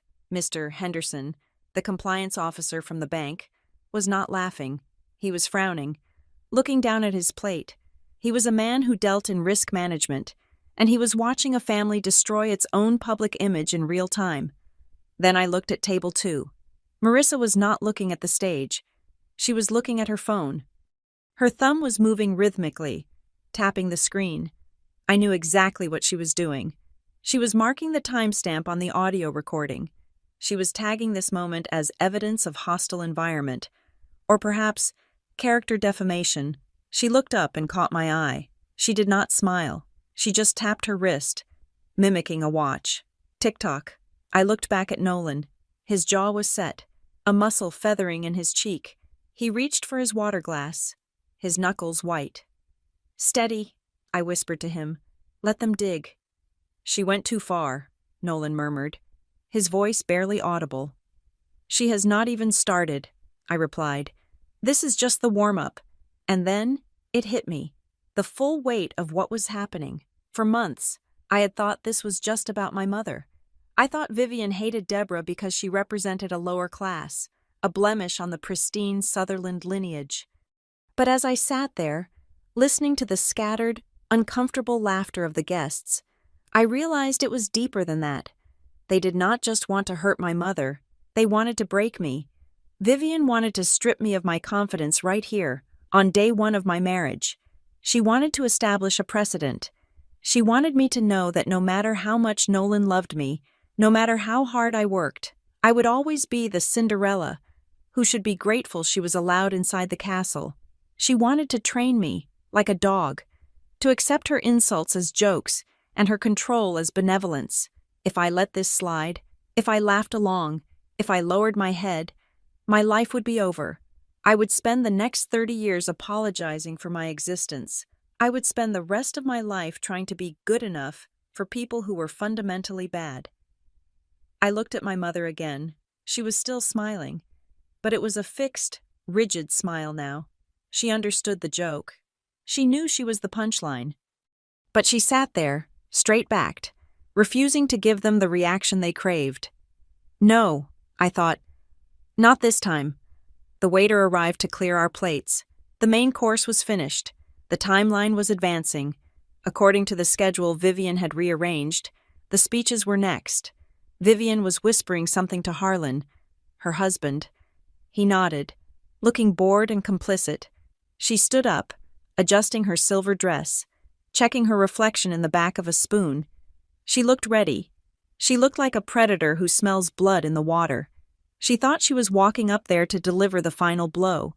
She thought she was going to tell a few more charming stories about my mother's poverty, maybe hand over the gag gift she had prepared, and solidify her dominance over the new daughter-in-law. She had no idea that the ground beneath her feet was already gone. I looked at the microphone stand on the empty stage. It was bathed in a spotlight, waiting. It looked like a simple piece of audio equipment, but to me, it looked like a judge's gavel. "Go ahead, Vivian," I said in my head, watching her move toward the stairs. "Take the stage. You think you are the star of this show? You have no idea you are the villain in the final act." I took a sip of my water. It was cool and clean. I felt my heart rate slow down to a steady, predatory rhythm. The fear was gone. The anxiety was gone. All that was left was the cold, hard certainty of what was about to happen. I squeezed Nolan's hand one last time. "Here we go," he whispered. Vivian reached the microphone. She tapped it twice. The sound echoed through the room. Thump, thump, like the heartbeat of a dying beast. "And now," the MC announced, stepping back. "A few words from the mother of the groom, Mrs. Vivian Sutherland." The room applauded. I did not clap. I just watched. "Now," I thought, "it is your turn to tell the truth." Vivian stood at the center of the stage, the spotlight catching the sequins of her silver dress, turning her into a human disco ball of narcissism. She held the microphone with a practiced ease, the kind that comes from years of chairing charity galas and commanding boardrooms where no one dares to interrupt. "Thank you," Vivian said, her voice dropping to a warm, intimate register that I knew was entirely manufactured. "Thank you all for being here. It is truly a blessing to see so many faces that mean so much to the Sutherland family, to our partners, our friends, and our community. Your presence is the greatest gift we could ask for." She paused, allowing the polite applause to wash over her. She looked benevolent. She looked regal. For a fleeting second, if you did not know her, you might have believed she was actually happy. "We Sutherlands take tradition very seriously," Vivian continued, pacing slowly across the stage. "We believe in legacy. We believe in standards. And tonight, as we welcome a new member into our fold, I think it is important to acknowledge where we come from, and more importantly, where we are going." She turned her body, angling herself away from the head table and pointing directly toward the back of the room, toward the kitchen doors, toward table 19. "And speaking of where we come from," Vivian said, her smile sharpening, "I would like to invite Deborah Hughes to stand up." The room went quiet. Heads turned. The spotlight operator, following Vivian's gesture, swung the beam across the ballroom. It swept over the bankers, the lawyers, and the heirs, until it landed harshly on my mother. Deborah blinked in the sudden glare. She was holding a dinner roll. She placed it down carefully. "Please, Deborah, stand up," Vivian urged, her tone sickly sweet. "Do not be shy. We want everyone to see the woman who raised our dear Freya. We want to see the roots of the tree, so to speak." My mother stood up. In the harsh white light, her navy dress looked simple, almost austere against the backdrop of gilded mirrors and silk drapery. She did not wave. She did not smile nervously. She just stood there, her hands clasped in front of her, looking back at Vivian with an expression of infinite patience. "There she is," Vivian announced, clapping her hands once. "Let us give her a round of applause. It is not easy raising a child alone, is it, Deborah? Especially with so few resources." The applause was scattered and confused. People were starting to sense that this was not a tribute. It felt like an inspection. It felt like a ringmaster introducing a curiosity at a sideshow. Vivian reached behind the podium and produced a box. It was wrapped in the signature silver and blue paper of the Sutherland Foundation. "We have a little tradition in our family," Vivian said, holding the box up. "When someone new enters our circle, we like to give them a gift that helps them settle in. Something practical, something that reminds them of the role they play in the bigger picture." She waved at a waiter. "Bring this to Mrs. Hughes, please." The waiter, looking uncomfortable, took the box and walked the long length of the dance floor. The room was deadly silent now. The only sound was the waiter's footsteps on the parquet floor. I sat frozen at the head table. My heart was pounding against my ribs, but my face remained a mask of polite interest. I could feel Nolan vibrating with rage beside me, but he stayed seated. We had to let the trap snap shut. The waiter handed the box to my mother. "Open it, Deborah," Vivian encouraged, her voice echoing through the speakers. "Go on, it is just a little welcome gesture." My mother's hands did not shake. She untied the ribbon. She tore the paper. She opened the lid and pulled out the fabric inside. It was an apron. It was not a decorative apron. It was a heavy, industrial-style apron, the kind used by cleaning staff or kitchen workers, and embroidered across the front, in large, elegant cursive script, were 3 words: "Know your place." A gasp rippled through the room. It was audible. It was a physical wave of shock that started at the front tables and rolled to the back. Vivian laughed. It was a bright, airy sound. "Oh, do not look so shocked. Everyone, it is just a family joke. We Sutherlands value hard work, and we know Deborah has spent her life well, serving others. We thought it would be a fitting uniform for when she visits the estate. We would not want her to ruin her nice clothes if she feels the urge to tidy up." She looked at my mother, her eyes gleaming with malice. "Put it on, Deborah. Let us see if it fits." The cruelty was so naked, so unnecessary, that for a moment, time seemed to stop. 204 people were holding their breath. They were waiting for the tears. They were waiting for the scene.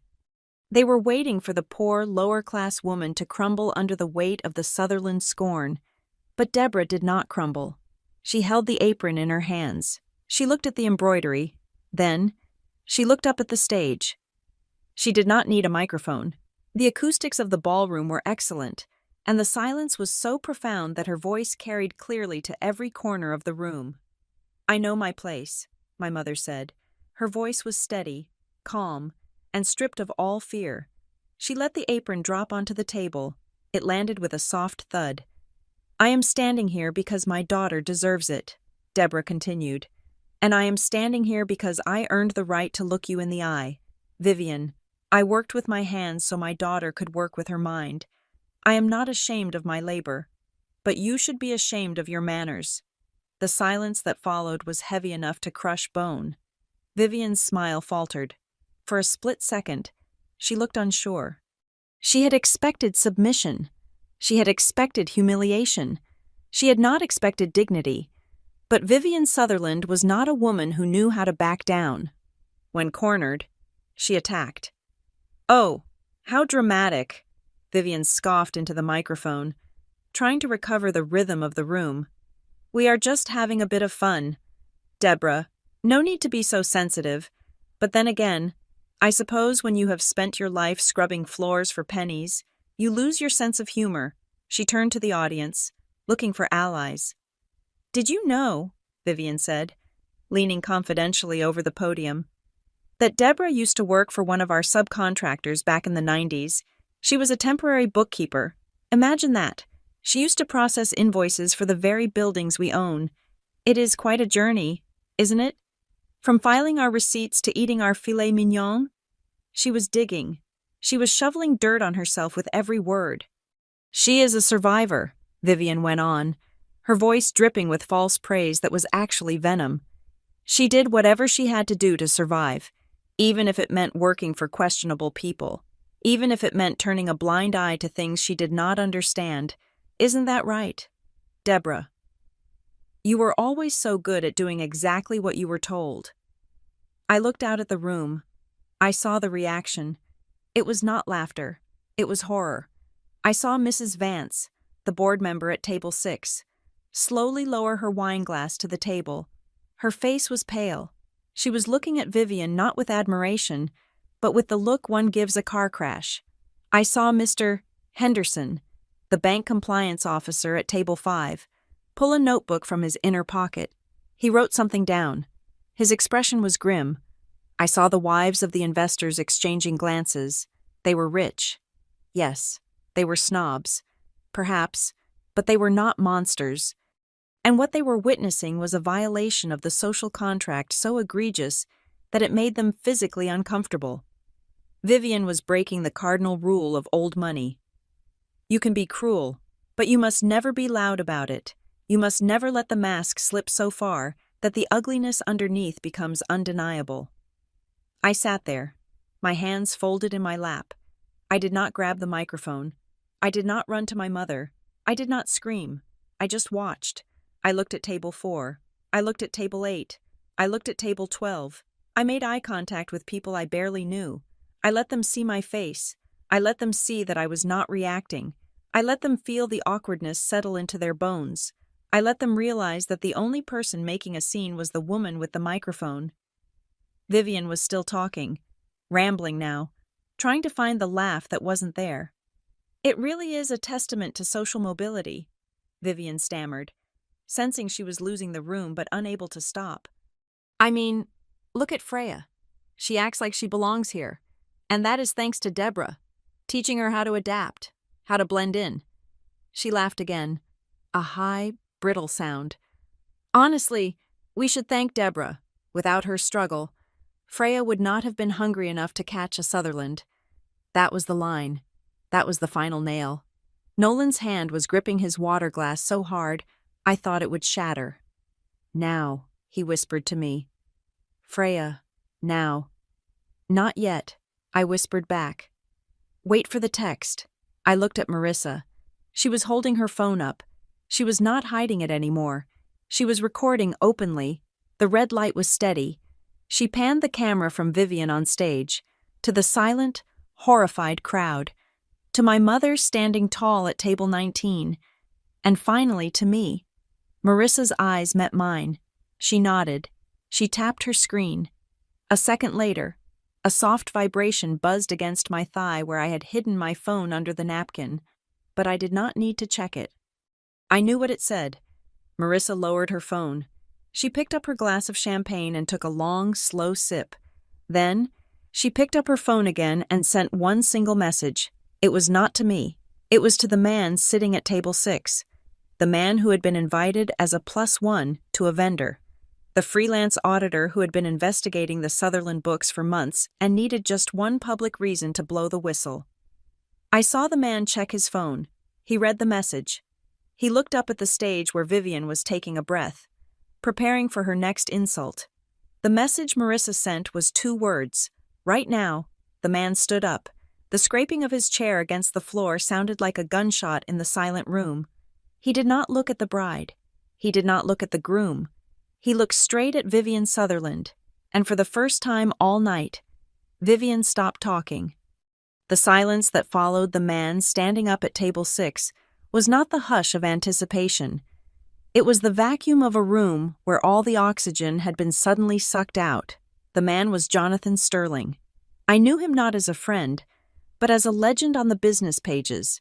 He was 70 years old, a founding member of the Sutherland Foundation's Board of Trustees, and a man whose handshake was worth more than most people's entire portfolios. He was the kind of old money that did not need to shout to be heard. He simply existed, and the world tilted toward him. Vivian, still standing on the stage with the microphone clutched in her hand like a weapon, blinked. She looked at Jonathan, her smile faltering for the first time into something jagged and uncertain. "Jonathan," she said, her voice amplified and trembling slightly. "Did you have something to add? A toast? Perhaps—" She was desperate. She was trying to frame his interruption as part of the show, a spontaneous tribute from a distinguished guest. She wanted him to laugh, to validate her cruelty, to signal to the room that mocking the poor was still an acceptable pastime for the elite. Jonathan Sterling did not smile. He did not pick up a glass. He simply looked at her, his face carved from granite. "Vivian," he said. His voice was not amplified, but it cut through the ballroom with terrifying clarity. "What are you doing?" The question hung in the air, simple and devastating. Vivian let out a nervous, high-pitched laugh. "I am well. I am hosting. Jonathan, we are just having a little fun with the family history. You know how we love a good roast." "This is not a roast," Jonathan said, his tone dropping a degree cooler. "This is a public humiliation." A collective gasp, soft but audible, ran through the room. I saw the bank compliance officer at table 5 stop writing in his notebook and look up, his eyes widening. I saw the wives of the investors cover their mouths. The spell of the Sutherland invincibility was breaking. "Oh, Jonathan, do not be so serious." Vivian tried again, taking a step back as if physically retreating from his judgment. "Deborah understands. We are all family here." "I am looking at a woman who is a guest in your home," Jonathan continued, ignoring her deflection. "A woman whose daughter just married your son, and I am watching you attempt to strip her of her dignity for sport." He paused, and when he spoke again, his voice was like a gavel striking a sounding block. "The Foundation has a code of ethics. Vivian, Clause 4 specifically mandates respect for human dignity in all public and private engagements.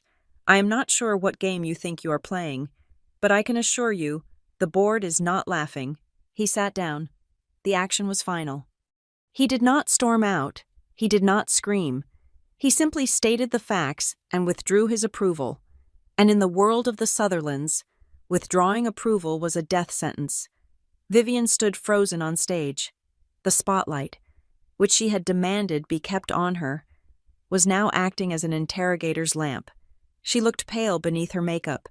She looked around the room, her eyes darting from table to table, begging for anyone to chuckle, to break the tension, to tell her she was still the queen. Nobody moved.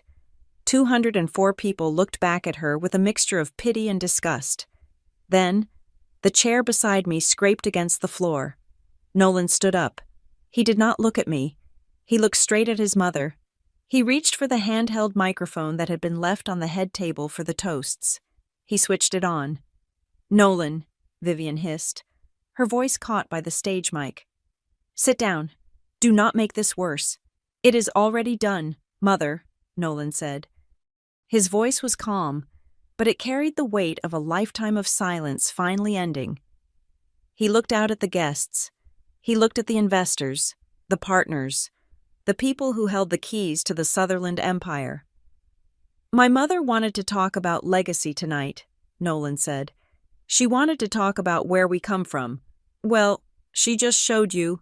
He turned to look at Vivian. "You spent my entire life telling me that we were different," Nolan said.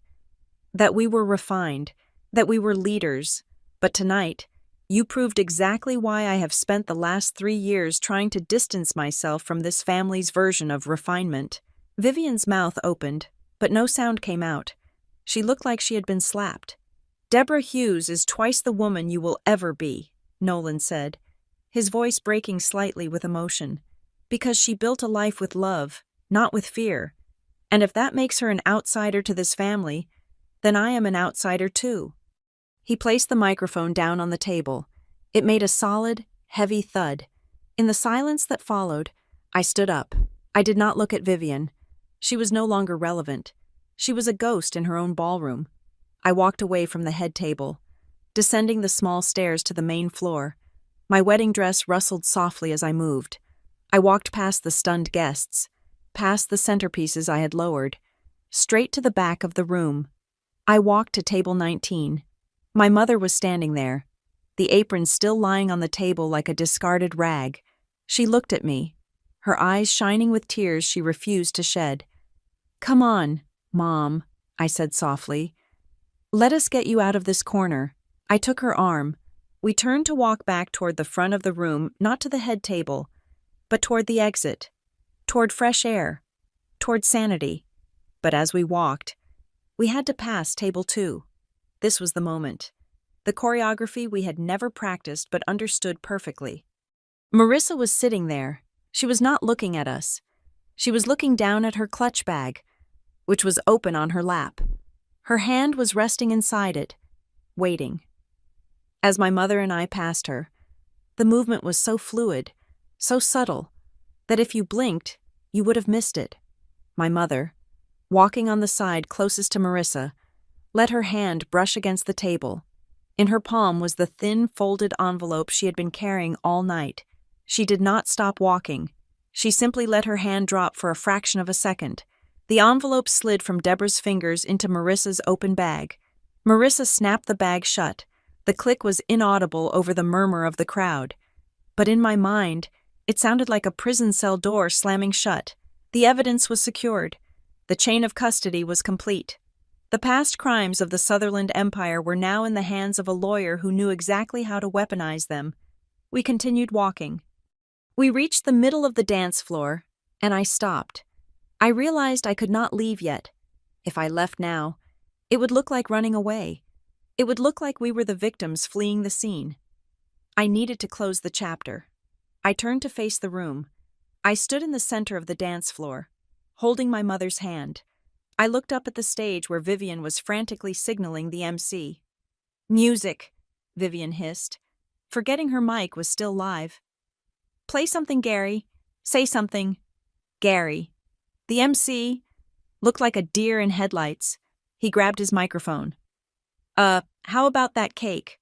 Folks who is ready for some sweetness." Nobody answered. The crowd was not looking at the cake. They were looking at me. I did not need a microphone. The room was so quiet that I could have whispered and been heard in the lobby. "I would like to say one thing," I said, projecting my voice the way I did in boardrooms. Clear and steady. Vivian flinched. She looked terrified that I was going to scream, or curse, or throw wine at her. She braced herself for the fight she understood the trashy, screaming match she thought I was destined for. I did not give it to her. "I want to thank my mother," I said, looking at Deborah, "for teaching me that class has nothing to do with money and everything to do with how you treat people when you think no one is watching." I turned my gaze to the room, scanning the faces of the 204 witnesses.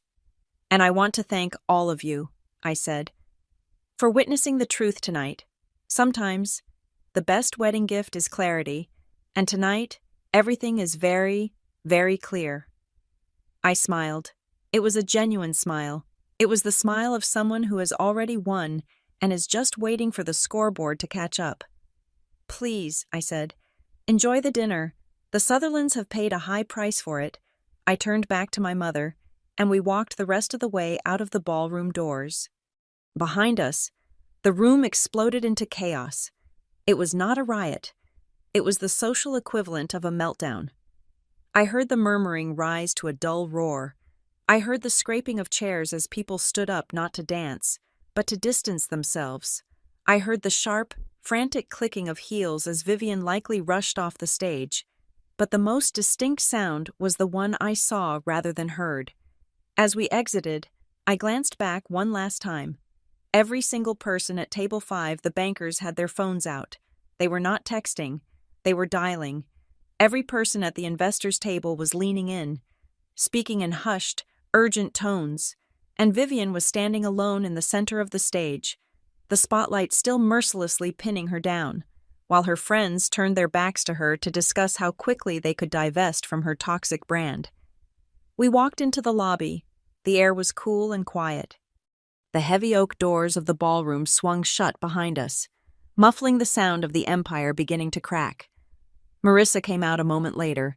She walked calmly, her heels clicking on the marble floor. She looked like she was leaving a boring meeting, not a disaster zone. She walked up to us. She patted her handbag, right where the envelope lay. "Did you get it?" I asked. Marissa looked at me. Her eyes were sharp, cold, and professional. "I have the envelope," she said. "I have the video, and I have the audio recording of the board member publicly citing an ethics violation." She checked her watch. It was 9 o'clock at night. "I am going to the office now," Marissa said.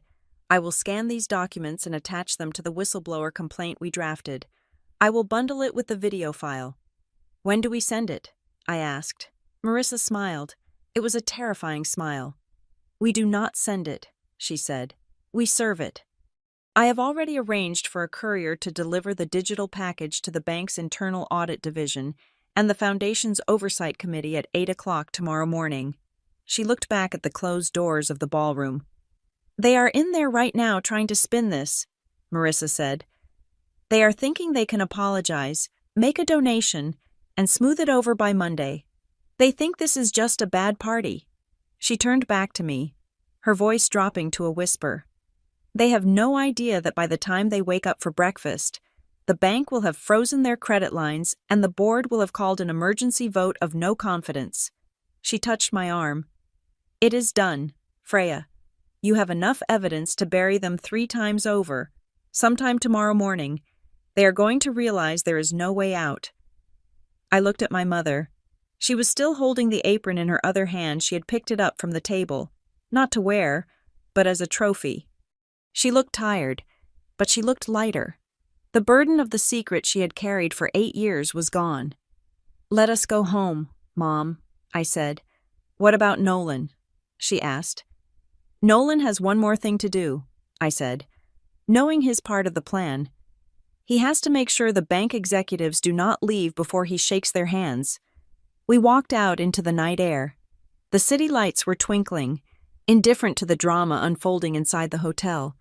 But I knew that by tomorrow, those lights would shine on a very different landscape for the Sutherland family. They had wanted a show. They had wanted a spectacle. Well, they got one. The adrenaline that had sustained me through the reception began to curdle into a cold, hard fatigue the moment the heavy oak doors of the ballroom swung shut behind us. We did not go to the bridal suite. We went to a small, windowless conference room down the hall that Marissa had commandeered earlier that day under the pretense of storing gifts. It was quiet, sterile, and smelled faintly of floor wax, the perfect setting for the dissection of a legacy. But we were not alone for long. 10 minutes after we sat down, the door handle turned violently. It was not locked.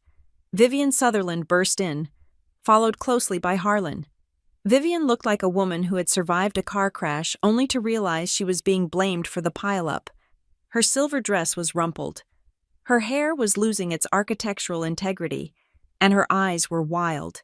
She slammed the door behind her, the sound echoing off the bare walls. "You," Vivian hissed, pointing a shaking finger at me. "You ungrateful, manipulative little—" "Stop," Nolan said. He was leaning against the wall, his arms crossed, looking at his parents with the detached curiosity of a pathologist. "Do not finish that sentence, Mother." Vivian ignored him. She marched toward me, stopping only when the table separated us. "Give me the phone," she demanded. "I saw that friend of yours recording. I want the video deleted, now, and I want Deborah to go back out there, get on that microphone, and tell everyone that she misunderstood the joke, that she is sorry for ruining the evening with her hypersensitivity." I looked at her. I looked at the woman who had terrorized my mother for 6 months, the woman who believed the world was a stage built solely for her performance. "No," I said. "Excuse me?" Vivian gasped. "No," I repeated. "There will be no apology, and there will be no deletion. Do you have any idea who you are dealing with?" Vivian's voice rose to a shriek. "Do you think you can just embarrass us and walk away? This family has reach. Freya, we have connections. We can make people disappear from this city. We can make sure you never work in public relations again. We can make sure your mother loses that little job of hers at the warehouse." She was panting, her chest heaving. She really believed it. She believed that even now, after everything, she still held the whip. I leaned forward, resting my elbows on the table. I did not raise my voice. I did not need to. "Vivian," I said, looking her dead in the eye, "you just threatened to destroy my livelihood and my mother's career. You just admitted that you use your influence to silence people." "I am warning you," she started. "You do not need to warn me," I interrupted. "You just said all of that in front of 204 people. You said it into a microphone. You said it in a room full of bankers, lawyers, and board members who are legally obligated to report unethical behavior. I do not need to record you. Vivian, you went on record yourself." Vivian froze. Her mouth opened, but the threat died in her throat. She looked at Harlan Sutherland, a man who had spent 40 years letting his wife run the social calendar while he managed the shadow accounting, looked pale. He was holding his phone, staring at the screen. "Vivian," Harlan said, his voice quiet and terrified. "Stop talking." "What?" she snapped. "I just got a text from Jonathan Sterling," Harlan said. "He has resigned from the board, effective immediately." Vivian staggered back as if she had been shoved. "He cannot do that. He is a founding member." "He just did," Harlan said. "And he is not the only one. My phone has been vibrating for 5 minutes. The compliance team at the bank is asking for a meeting. On a Sunday morning. Do you know what that means?" Nolan pushed himself off the wall. He walked over to the table and stood next to me. "It means they are triggering the Material Adverse Change Clause," Nolan said. Vivian and Harlan looked at their son. For the first time, they seemed to realize that he was not just a spectator in the room. "What are you talking about?" Harlan asked. "The loan agreements," Nolan explained, his voice devoid of sympathy. "The construction loans for the West Side project. There is a clause. I read it 3 years ago when I tried to warn you about the over-leveraging. It states that if the borrowers, that is you, engage in conduct that materially damages the reputation of the entity, or if there is a credible allegation of fraud, the bank has the right to freeze the credit line immediately to protect its assets." "Fraud?" Vivian scoffed. "Do not be dramatic. Nolan, I made a bad joke about an apron. That is not fraud." "The apron was the reputational damage," Nolan said. "The fraud is what comes next." He looked at Marissa, who was sitting in the corner, her laptop open. She had been typing silently the entire time. "Marissa," Nolan said, "is the package ready?" Marissa stopped typing. She spun her laptop around so Vivian and Harlan could see the screen. It showed a file folder labeled Sutherland Compliance Review. Inside were digital scans of the invoices my mother had carried in her purse for 8 years, the fake consulting fees, the phantom steel, the kickbacks. "This," Marissa said, her voice professional and sharp as a scalpel, "is a formal whistleblower complaint. It includes 3 notarized affidavits, one from Deborah Hughes regarding the falsified invoices she was forced to process, one from the independent auditor who was in the room tonight and witnessed the hostile environment, and one from Nolan Sutherland, confirming the internal lack of financial controls." Harlan's face turned a shade of gray I had never seen on a living human. He recognized the invoices. He knew exactly what they meant. "You gave them the Miller papers," Harlan whispered, looking at my mother, Deborah, who had been sitting quietly next to me, looked up. "I did not give them anything. Harlan, I returned them. They belong to the truth. This goes to the bank's internal audit division at 8 o'clock tomorrow morning," Marissa continued. "It also goes to the State Attorney General's office for review regarding the charitable status of the foundation. We are not leaking this to the press. We are not putting it on social media. We are sending it through the proper legal channels." "Why?" Vivian whispered. "Why not just humiliate us online?" "Because an internet scandal blows over in a week," Marissa said. "A federal investigation lasts for years. We do not want likes. Vivian, We want accountability. You can't do this, Harlan stammered. We can settle this. How much, Deborah? How much do you want? I can write a check right now. We can call it a severance package. A misunderstanding fee. He was reaching for his checkbook. It was pathetic. It was the muscle memory of a man who had never faced a problem money couldn't suffocate. Put it away, Dad, Nolan said. This isn't a paternity suit. You cannot bribe a compliance algorithm. Once the bank sees these invoices, the algorithm flags the account. It is automatic. The freeze happens before a human even reviews it. Your liquidity is going to hit 0 by noon tomorrow. Vivian sank into a chair. The fight had drained out of her, replaced by the crushing realization that the rules had changed. She looked at me, her eyes wet with tears, not tears of remorse, but tears of loss. She was mourning her status. She was mourning the future she thought she owned. Freya, she said, her voice trembling. Please, we are family. You are a Sutherland now. I am a Hughes, I corrected her. I kept my name, and as for family, you made it very clear tonight that there is no room at your table for us, so we decided to flip the table over. Get out, Nolan said to his parents. Go home. Call your lawyers. You are going to need them. Harlan grabbed Vivian's arm. He looked like a man on a sinking ship looking for a life raft that wasn't there. He pulled her up. They walked to the door, stripped of their arrogance, two aging socialites walking into a storm they had conjured but could not control. When the door closed, the silence in the room was heavy. Marissa closed her laptop. It is sent, she said. I scheduled the email. Even if I wanted to stop it now, I couldn't. It is in the server queue. Good, Nolan said. He sat down heavily in the chair his mother had just vacated. He rubbed his face with his hands. He looked exhausted. But for the first time since I met him, he looked entirely free. I turned to my mother. Deborah was staring at her hands, the hands Vivian had mocked. She looked smaller than she had in the ballroom. The adrenaline was fading for her too, leaving behind the residue of trauma. Mom, I asked, kneeling beside her chair. She looked at me, and her eyes filled with tears. I am sorry, Freya. Sorry, I asked. For what? For dragging you into this, she said. I should have burned those papers years ago. I should have just taken the insult tonight and smiled. I ruined your wedding day.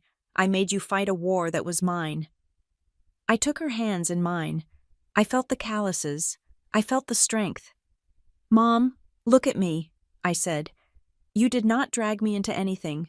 They dragged us. They set the trap. They built the stage. All you did was refuse to play the victim. I squeezed her hands. You spent your whole life protecting me, I said. You worked double shifts so I wouldn't feel poor. You swallowed your pride so I wouldn't have to see you cry. You shielded me from everything hard and ugly in this world. I kissed her knuckles. Tonight, I just returned the favor, I said. I did not pull you into a war.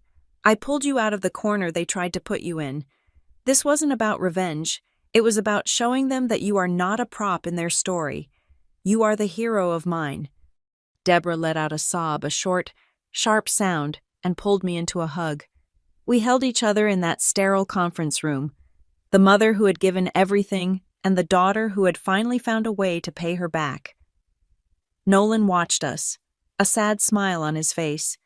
He had lost his parents tonight, in every way that mattered, but he had gained a family that actually understood the meaning of loyalty.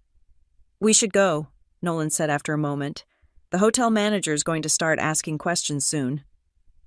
We left the hotel through the service exit, avoiding the lingering guests in the lobby.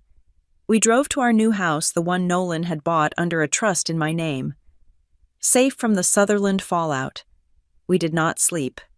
We sat in the living room, the lights off, watching the city skyline through the window. It was a waiting game now. The email was in the queue. The evidence was digital and immutable. The clock was ticking toward morning. At 11:55 at night, Nolan's phone rang. The sound shattered the silence.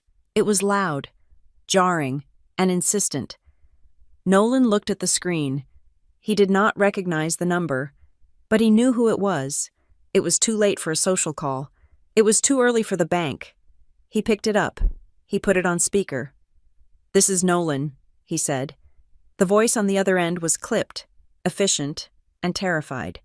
It was the personal assistant to the chairman of the board of the Sutherland Foundation. "Mr. Sutherland," the assistant said, "I am sorry to call so late. The chairman asked me to reach you urgently." "I am listening," Nolan said. "A video clip has been circulating among the board members for the last hour." The assistant said, "Mr. Sterling sent it out before he resigned, and there seem to be some documents attached regarding historical accounting discrepancies." Nolan did not speak. He just looked at me.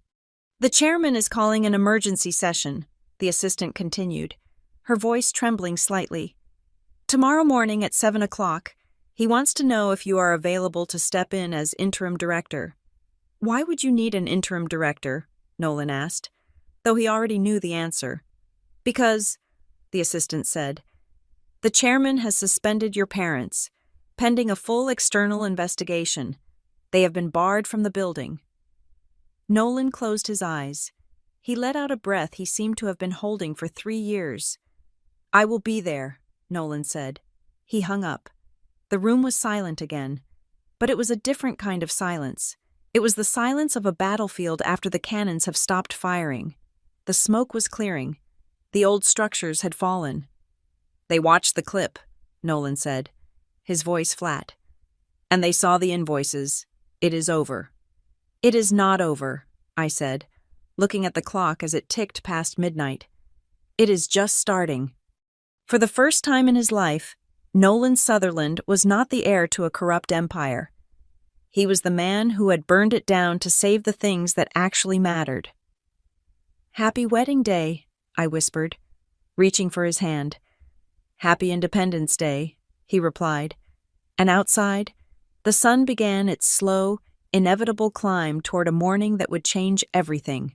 The sun rose over the city skyline at 6 o'clock in the morning, casting a pale, unforgiving light on the aftermath of the Marble Harbor Grand Ballroom. While the rest of the world was waking up to coffee and Sunday papers, the Sutherland Empire was waking up to an autopsy. I was sitting in the kitchen of our new house, watching Nolan dress for the most important meeting of his life. He was not wearing a tuxedo this time. He was wearing a charcoal suit, the kind lawyers wear when they are about to dismantle a hostile witness. He looked tired, but his eyes were clear. There was no hesitation in his movements. "They are already at the office," Nolan said, checking his phone. "My father tried to access the corporate server remotely 10 minutes ago. He was locked out." "It happened that fast?" I asked, handing him a mug of black coffee. "The IT department got the directive from the independent auditors at 4 o'clock in the morning," Nolan replied. "Once the fraud allegations hit the system, the firewall went up. They are digital ghosts in their own company." He took a sip of the coffee, kissed my forehead, and left. I did not go with him. My part of the war was over. The battlefield had shifted from the ballroom to the boardroom, and the weapons were no longer microphones and aprons, but bylaws and forensic accounting reports. I stayed home, but I did not disconnect. I had a direct line to Marissa, who was currently sitting in the lobby of the Sutherland Foundation headquarters, acting as the legal counsel for the whistleblowers. She was texting me updates in real time.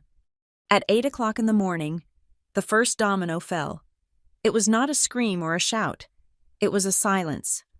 Vivian Sutherland, expecting to spend her Sunday morning doing damage control and spinning the narrative to her society friends, found her credit cards declined.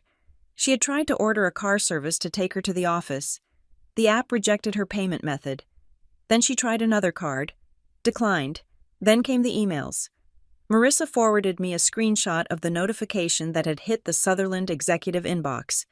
It was from their primary lending partner, a massive investment bank that had floated the family's projects for decades.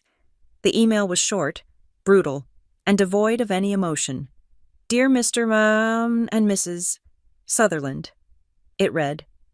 "In light of the material evidence received by our compliance division regarding significant irregularities in project invoicing and the hostile management practices demonstrated in the video exhibits provided to our ethics committee. We are hereby suspending all active lines of credit effective immediately. We require a full external audit before any funds can be released. Please regard this as a formal notice of breach of contract. It was a polite way of saying, "You are finished." At 9 o'clock, the foundation board convened. According to Marissa, Vivian and Harlan walked into the boardroom expecting a debate. They thought they could charm their way out of it. They thought they could blame the alcohol, or the stress of the wedding, or even me. They walked in with their heads high, ready to gaslight the room, but they were not walking into a debate. They were walking into a sentencing. The chairman of the board, a man who had been Harlan's golf partner for 20 years, did not stand up to greet them. He sat at the head of the table, his hands folded over a stack of documents. On the large screen at the end of the room, the video from the wedding was frozen on a single frame. It was the moment Vivian had held out the apron, her face twisted in a sneer of pure malice. "Sit down," the chairman said. Vivian tried to speak. "This is ridiculous. It was a private family event. You cannot use this against us. It was a public gathering of 204 people. The chairman corrected her, his voice cold. "Including our donors, our partners, and our regulators. And you use that platform to violate every ethical standard this foundation claims to uphold." He tapped the screen. "This video proves that the leadership of this organization creates a toxic, discriminatory environment. That alone is grounds for removal under our bylaws." But that is not the worst of it. He slid the stack of papers across the table. They were the invoices my mother had kept safe for 8 years. "We have cross-referenced these with the bank's records," the chairman said. "They match the discrepancies we have been trying to track down for months. Inflated costs, phantom materials, kickbacks disguised as consulting fees. It is all here, Vivian, and it is signed by your husband." Harlan stared at the papers. He looked at the signature, his own hand, signing off on a lie that had bought them their yachts and their diamonds.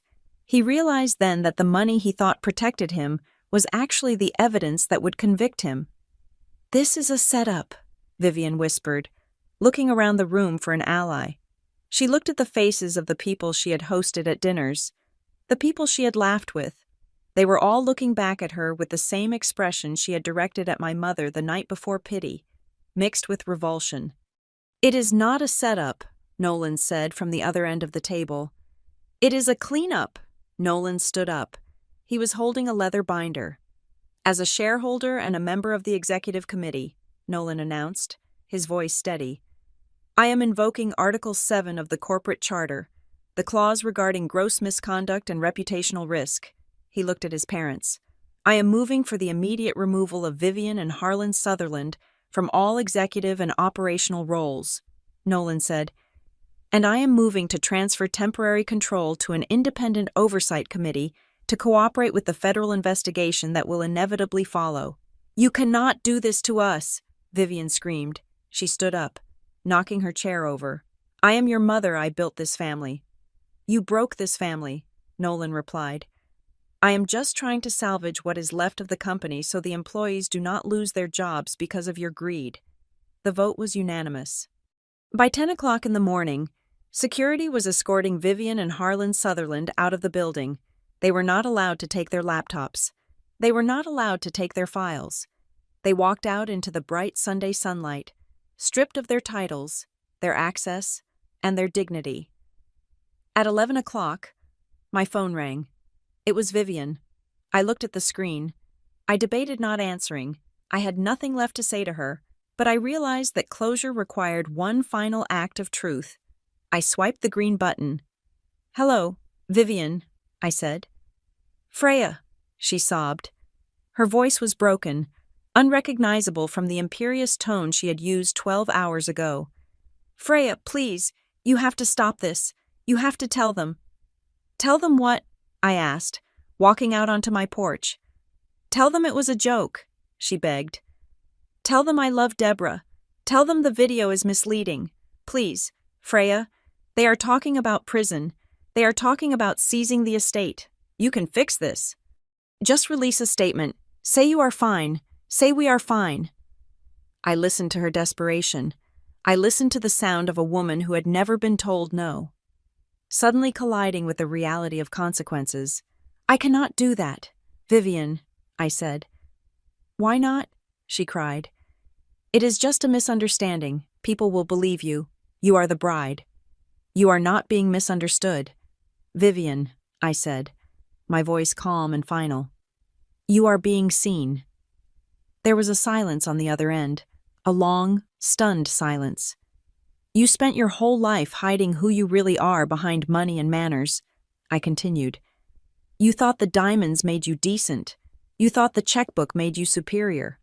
But last night, you took the mask off. You showed 204 people the ugliness inside you. And now, you are angry because we believe you. I will destroy you, she whispered. But the threat was hollow. It was a ghost story told by a child. You have no power left, Vivian, I said. The apron you gave my mother. You should keep it. You are going to need to learn how to clean up your own mess. I hung up. I blocked the number.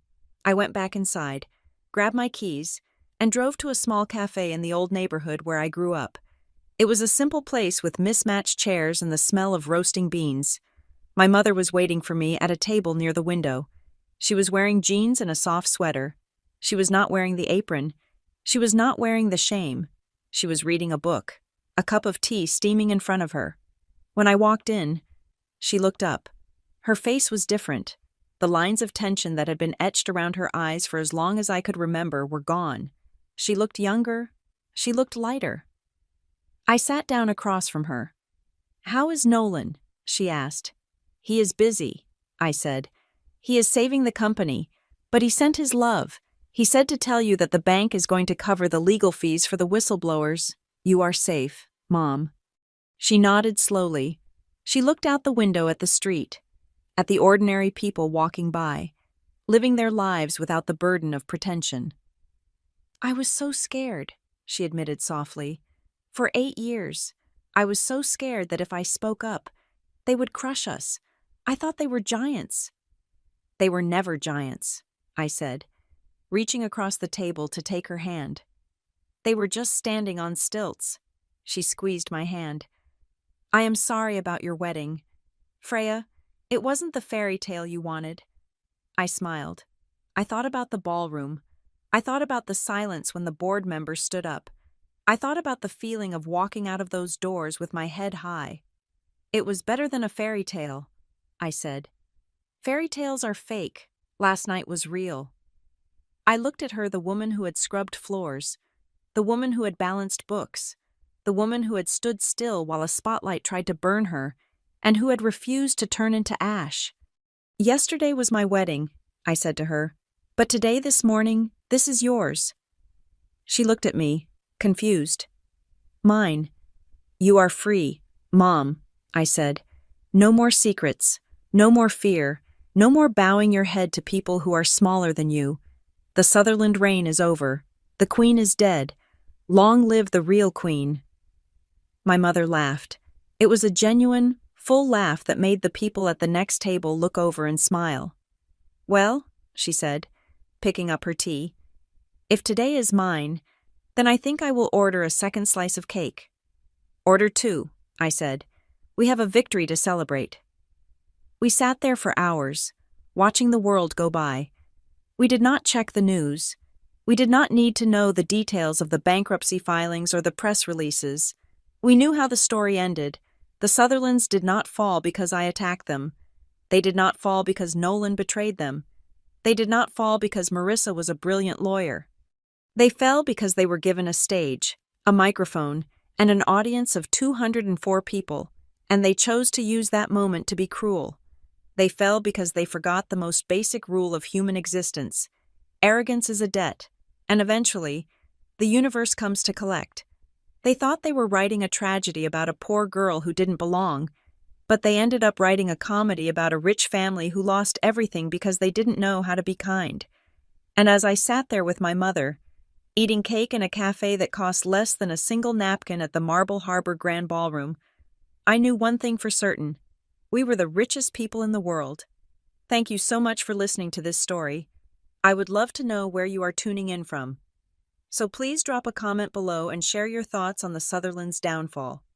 Don't forget to subscribe to Maya Revenge Stories, like this video, and hit that hype button so we can share this story with even more people.